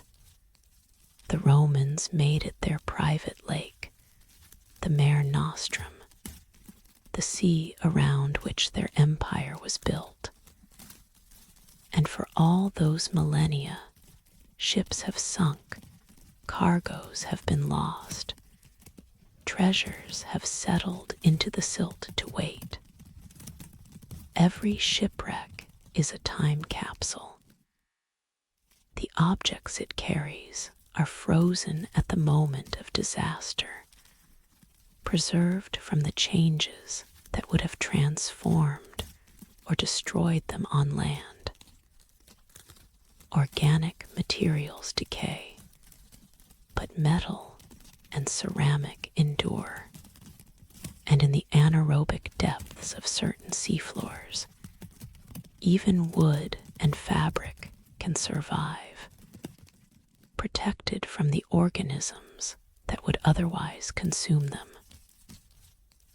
The sea, it seems, is a museum, a vast, dark, unorganized museum, its collections scattered across thousands of miles of seafloor, its catalog unknown and perhaps unknowable. The fishermen who cast their nets are curators of a sort, occasionally pulling up artifacts that no one knew existed. The divers who descend to explore wrecks are explorers of a forgotten gallery, their lights revealing wonders that have not been seen for centuries. What else waits down there? Another bronze god, arms outstretched, eyes gazing into darkness. Another mechanism, gears frozen, waiting for someone to understand what it was meant to calculate. The treasures of a merchant vessel, scattered across the bottom when a storm proved stronger than sails and prayers. The cargo of a warship, sunk in battle, its sailors' bones long since dissolved into the salt. We cannot know until we find them, and even then we may not understand. The Antikythera mechanism was recovered over a century ago, but its full capabilities are still being discovered. The bronze god has been studied by generations of scholars, but his identity remains uncertain. The sea gives up its secrets slowly, reluctantly, as if testing whether we are worthy to receive them.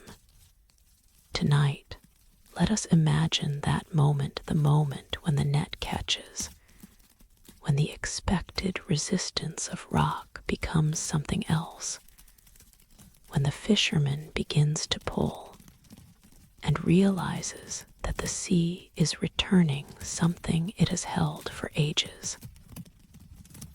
The net breaks the surface. Water streams from the mesh, and there, tangled in the ropes, is something that should not be there. A shape, a form, an object from another time, another world, lifted from the depths like a message in a bottle sent by the ancient dead to the living present. The fisherman crosses himself, perhaps. Or perhaps he simply stares, wordless, as the bronze face emerges from the foam, as the ancient eyes meet his own across the gulf of millennia. For a moment, the boundary between past and present dissolves. For a moment, time is not a river but a sea, and all its moments exist together, surface and depth, light and dark. The bronze god has found his way back to the world, and somewhere in the deep, other gods still wait patient, eternal, confident that their time will come. May your dreams tonight be visited by such gods, risen from the depths, bearing gifts of wonder from ages past. Every ancient civilization tells the same story. Once, the waters rose, and the world was remade. Across continents, across millennia, across languages that share no common root. The memory persists: a flood, a cleansing, a new beginning. In Mesopotamia, in the land between the rivers, the story was written on clay tablets in the oldest script we can read. The Epic of Gilgamesh, composed over 4,000 years ago, tells of Utnapishtim, a man warned by the gods of a coming deluge. He built a great boat, loaded it with his family and the seeds of all living things, and survived the flood that destroyed the rest of humanity. When the waters receded, he released a dove, a swallow, and a raven to search for dry land. The raven did not return. The world had been reborn. In the Hebrew scriptures, the story takes a different form, but carries the same weight. Noah, righteous in a corrupt world, is commanded by God to build an ark. The dimensions are specified. The purpose is clear: to preserve life through the coming catastrophe. The rain falls for 40 days and 40 nights. The waters cover the highest mountains. And when the flood ends, a rainbow appears, a covenant, a promise that such destruction will not come again. In India, the Satapatha Brahmana tells of Manu, the first man, who was warned by a miraculous fish of a great flood to come.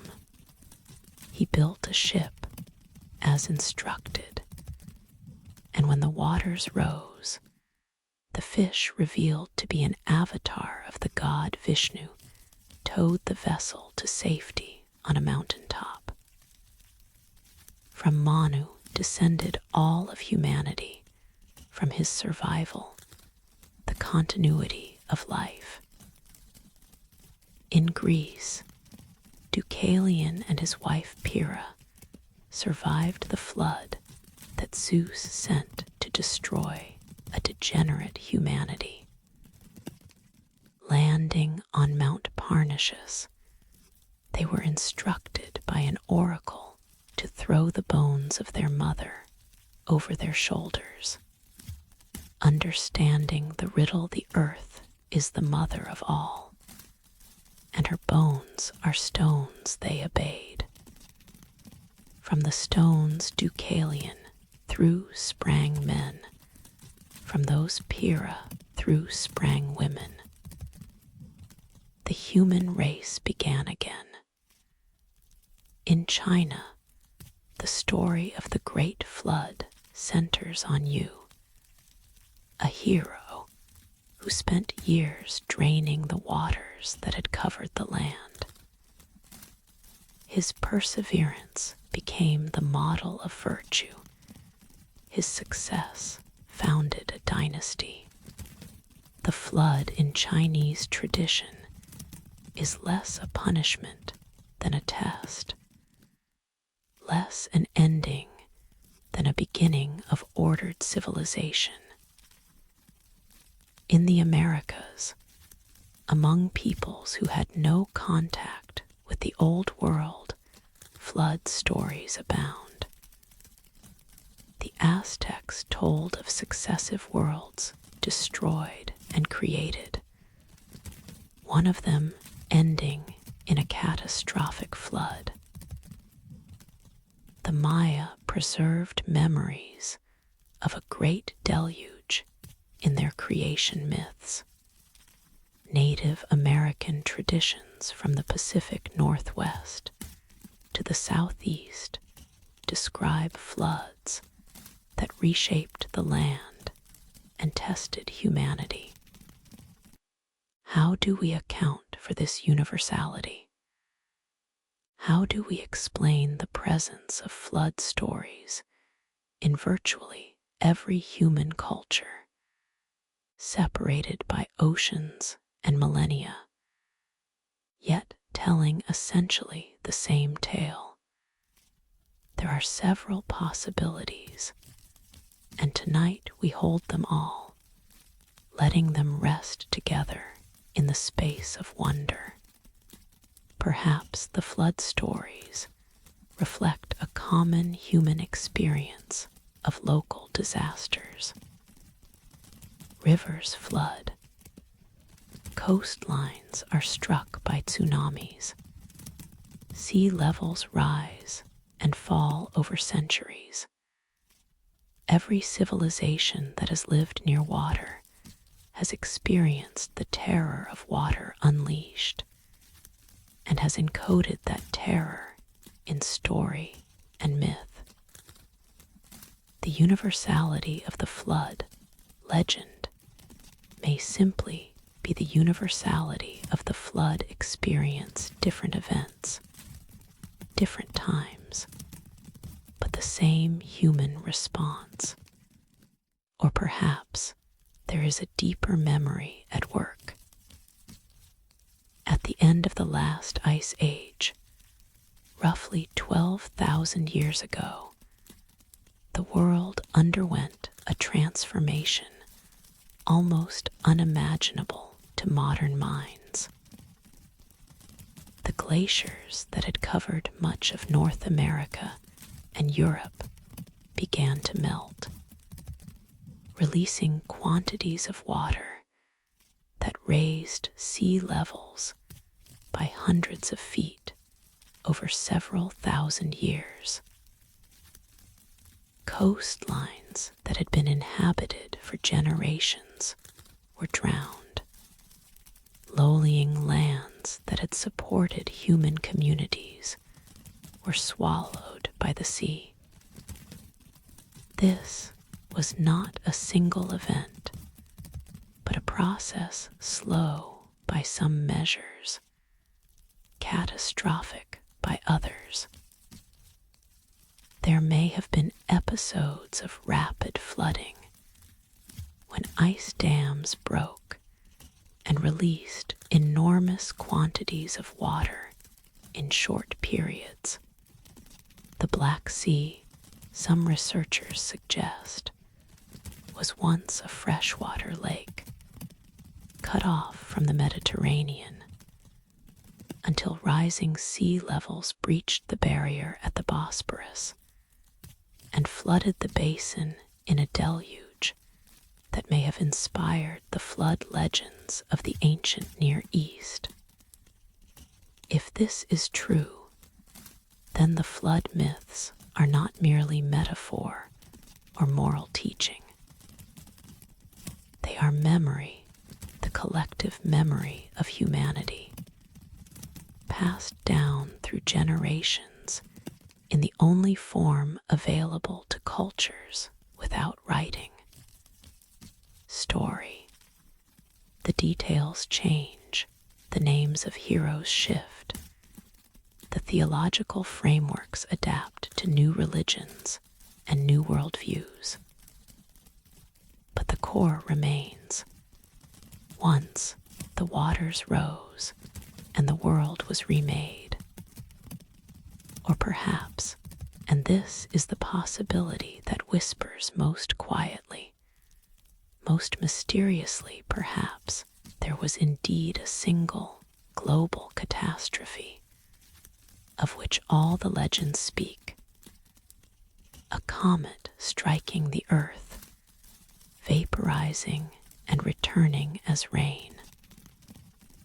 A massive earthquake triggering tsunamis across every ocean. A shift in the planet's crust, redistributing water from one hemisphere to another. Theories abound. Evidence is debated. Certainty remains elusive. Tonight, we do not seek certainty. We seek only to feel the weight of the memory the shared inheritance of humanity, the story that belongs to all of us, regardless of where our ancestors lived or what gods they worshipped. Imagine standing on a mountain top as the waters recede. Below you, a transformed world emerges, new coastlines, new valleys, new possibilities. The air is fresh, washed clean by the deluge. The sky is clear, perhaps marked by a rainbow, perhaps simply vast and empty and full of promise. You are a survivor.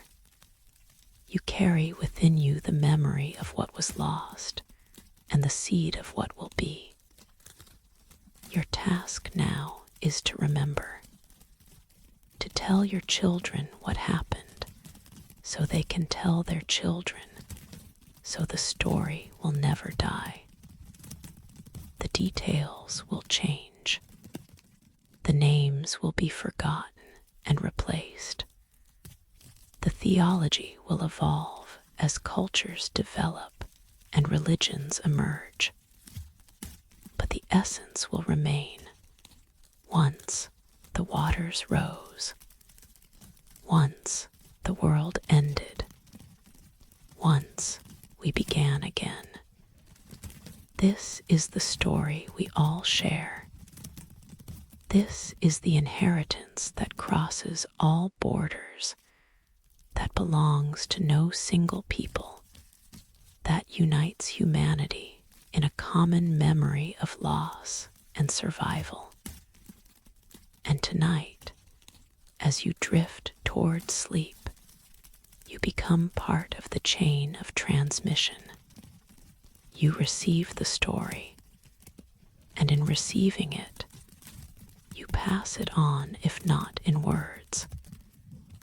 Then, in the quiet understanding that moves beneath words, in the space where all stories begin and end, in the silence that is older than the flood itself, somewhere beneath the Gulf of Cambay, off the western coast of India, sonar has traced the outlines of a city that should not be their geometric patterns spanning miles, resting in water over 100 feet deep, challenging everything we thought we knew about the dawn of civilization.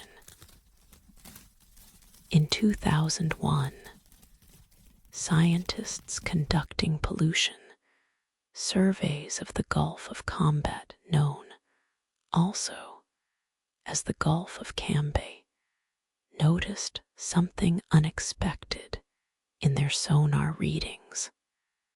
The seafloor, which should have shown only the natural contours of sediment and rock, displayed regular patterns, straight lines, right angles, grids that suggested streets, foundations that suggested buildings, a layout that suggested planning.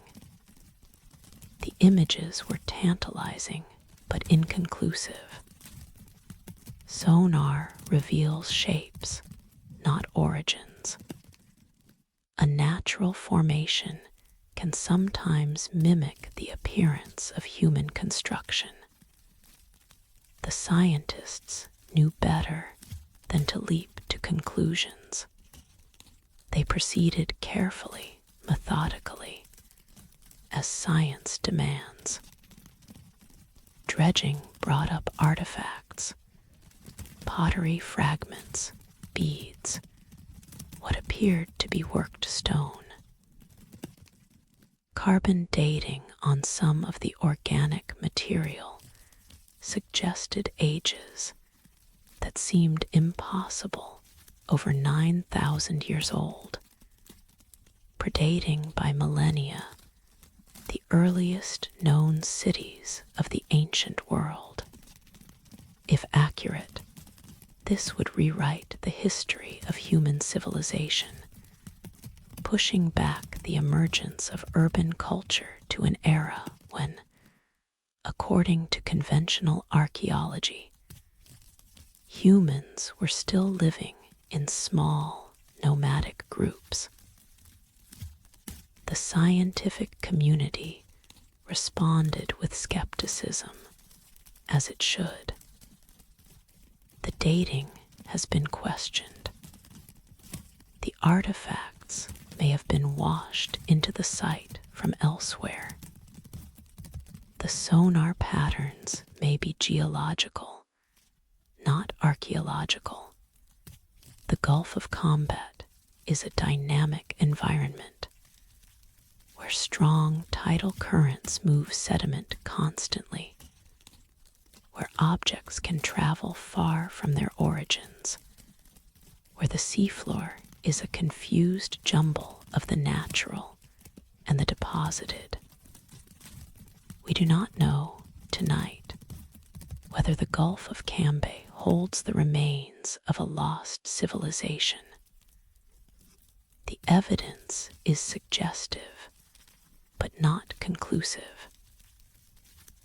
The debates continue in journals and conferences among researchers who have devoted their careers to understanding the human past. But let us, for a moment, set aside the debates. Let us sink into the possibility, the wondering, the dream space where questions matter more than answers. What if it is true? What if 9,000 years ago or more, a civilization flourished on land that is now submerged?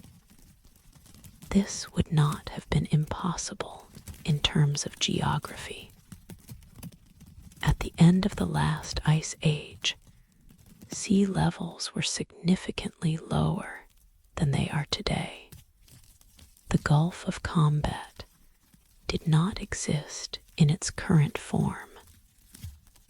Much of what is now seafloor was dry, habitable land, watered by rivers that flowed from the highlands of India to a coastline far to the west of the present shore. In such a landscape, cities could have risen, the same forces that later produced the great Indus Valley civilization, the Harappan and Mohenjo-Daro cultures.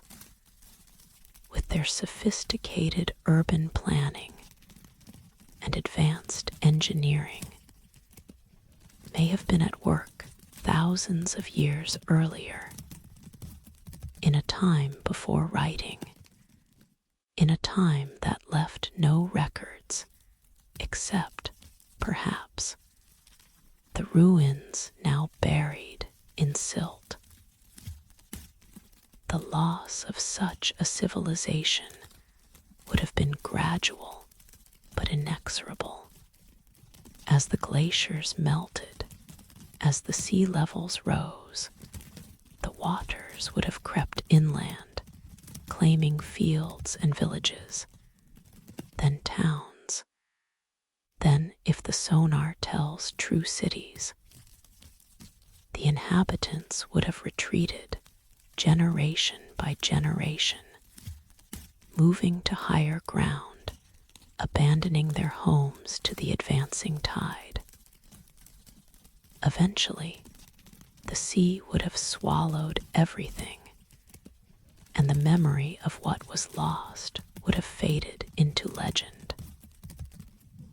This is the same story we have encountered throughout our journey tonight.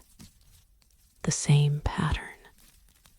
A civilization that flourished, a catastrophe that came, a memory that persisted. The details change, the evidence varies, but the theme is constant. Beneath the surface of the world we know, there may be worlds we have forgotten, older, stranger, waiting in silence for rediscovery. Let us descend now, in imagination, into the waters of the Gulf of Cambay. The visibility is poor here, the sediment load is heavy, stirred by the powerful tides that sweep through the Gulf twice daily. Your light penetrates only a few feet before dissolving into brown obscurity. You navigate by touch as much as by sight, your fingers brushing the seafloor, feeling for the shapes that sonar has suggested. And then you feel it. An edge, a corner, a shape too regular to be natural. You follow it with your hands, tracing the outline of something that might be a wall, might be a foundation, might be the remnant of a building that stood beneath open sky 9 millennia ago. The silt shifts around you. The currents move. Whatever is here has been buried and uncovered countless times, rearranged by forces far more powerful than human hands. The mystery refuses to yield to easy interpretation. It remains what it has been for thousands of years, a question, not an answer. And perhaps that is as it should be. Perhaps some places are meant to remain uncertain, to exist in the space between knowledge and belief, to serve as reminders that the past is larger and stranger than our reconstructions of it. The historians and archaeologists will continue their work, as they must. New technologies will be developed, new surveys conducted, new evidence gathered. Perhaps one day the truth of the Gulf of Cambay will be established beyond reasonable doubt. But tonight, we rest in the uncertainty. We let the questions float in the dark water of the mind, unresolved, unthreatening, simply present. The kingdom sleeps in silt. Its streets are buried. Its people are gone. And somewhere above, on dry land, their descendants go about their lives, unaware that beneath the waters they fish, beneath the gulf they cross by boat, there may lie the remnants of a world they have forgotten. Memory is strange. It preserves some things and releases others. It transforms what it holds, adding layers of meaning, wearing away details, until only the essential shape remains. The gulf holds its secrets loosely, willing to share them with those who ask the right questions. Tonight, you have asked. Tonight, you have wondered. And in the wondering, you have joined the long conversation between past and present, between the forgotten and the found. Our journey through the drowned kingdoms draws now to its close. But the story does not end. It cannot end, for the sea continues its ancient work. And what the waters claim today will become the mystery of tomorrow. We have traveled far tonight. We have descended to temples beneath the Bay of Bengal, walked the impossible roads of Bimini, traced the terraces of Yanaguni, We have mourned with Alexandria, its lost library, heard the ghost bells of Curon Venosta, touched the pillars of Dwarka. We have pulled bronze gods from the Mediterranean and listened to the flood stories that echo across all human cultures.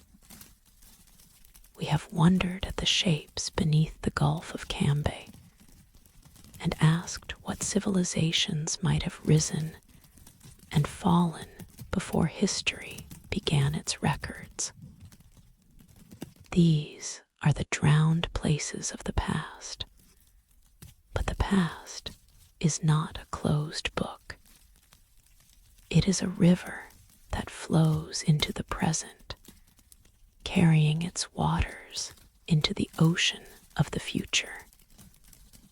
The sea is rising still. The great ice sheets of Greenland and Antarctica are melting, returning to the ocean the water that has been locked in frozen form for millennia. The process is slow by human standards, inches per decade, feet per century, but inexorable. The coastlines that our grandparents knew are not the coastlines our grandchildren will inherit. The geography of the world is being rewritten, as it has been rewritten countless times before. Venice sinks. The canals that have defined the city for 1,000 years creep higher each autumn, flooding the piazzas, lapping at the doors of ancient palaces. The engineers build barriers, pump water, fight the slow advance. But the sea is patient. The sea has time. And Venice, that jewel of human achievement, may one day join the other drowned cities in the darkness beneath the waves. Island nations watch their shores retreat. In the Pacific, in the Indian Ocean, communities that have lived on coral atolls for generations face a future in which their homes will simply cease to exist. The highest point on some of these islands is only a few feet above sea level. A storm surge can cover them entirely. A rising ocean will erase them from the map. This is not a tale of disaster, though disaster it may become. This is a meditation on impermanence, on the truth that the mystics of every tradition have taught, that nothing lasts, that all things change, that the world we know is only one frame in an infinite film, preceded by frames we have forgotten, and followed by frames we cannot imagine. The drowned kingdoms we have visited tonight were once as real, as present, as vital as our own cities. People walked their streets, worshipped in their temples, loved and argued and dreamed in their homes. They looked out at their horizons and saw the world as permanent, as given as theirs. They did not know, how could they know, that the waters would rise, that their world would end, that they would become legends whispered across millennia. And we do not know what will be whispered about us. Future civilizations, if future civilizations, there are may dive in the waters above our drowned cities, wondering who we were, what we built, why we vanished. Our skyscrapers may become the foundations that puzzle their archaeologists. Our libraries may become the lost archives they mourn. Our stories may become the myths they tell their children, altered beyond recognition, but carrying still the essential truths we tried to preserve. This is not cause for despair. This is cause for wonder. The sea gives as it takes.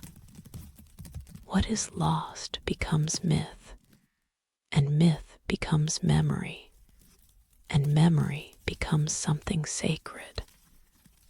The drowned kingdoms do not die. They transform. They become part of the great cycle that turns and turns, that has been turning since the first waters gathered on the first land, since the first creatures looked up at the first sky. We are part of that cycle. We are the inheritors of the drowned past and the ancestors of the drowned future. The stories we tell matter. The memories we preserve matter. The questions we ask into the darkness, the wondering that we practice in the quiet hours before sleep, these are not trivial. They are the way we participate in something larger than ourselves, something that will continue long after our individual lights have gone out. Tonight, you have listened. You have traveled to places that exist in the space between history and dream. You have descended to temples and walked drowned roads and touched the faces of ancient gods. You have joined a conversation that has been going on for as long as humans have told stories, and that will continue for as long as humans remain to tell them. Now let the journey resolve into stillness. Let the images fade, like lights sinking slowly into the deep. Let the questions settle, unanswered, but not troubling, into the quiet places of the mind where dreams are born. The sea is dark and calm. The moon traces its silver path across the surface, as it has done for billions of years, as it will continue to do long after our species has risen and fallen and been forgotten. The stars wheel overhead, the same stars that shone on Atlantis, on Dwarka, on all the places that were and are no more. And beneath the waves, the forgotten kingdoms wait, patient, silent, eternal. They do not need to be found. They do not need to be proven. They need only to be remembered in the way that dreams remember what waking forgets. They need only to exist in the space between certainty and mystery, where all the deepest truths reside. You have remembered them tonight. You have given them space in your mind, in your heart, in the soft darkness behind your closing eyes. And in that remembering, they live again not as they were, perhaps, but as they are needed, as windows into wonder, as doorways into dream, as reminders that the world is older and stranger, and more beautiful than we can ever fully know. Sleep now. The forgotten kingdom is all around you. The drowned bells are ringing, soft and slow. The ancient lights are flickering in the depths, beckoning you down, down, down into the peace that waits beneath all surfaces, in the silence that is older than the sea. Rest well. The deep remembers, and so will you. The end, the forgotten kingdom beneath the ocean's depths, a history for sleep production.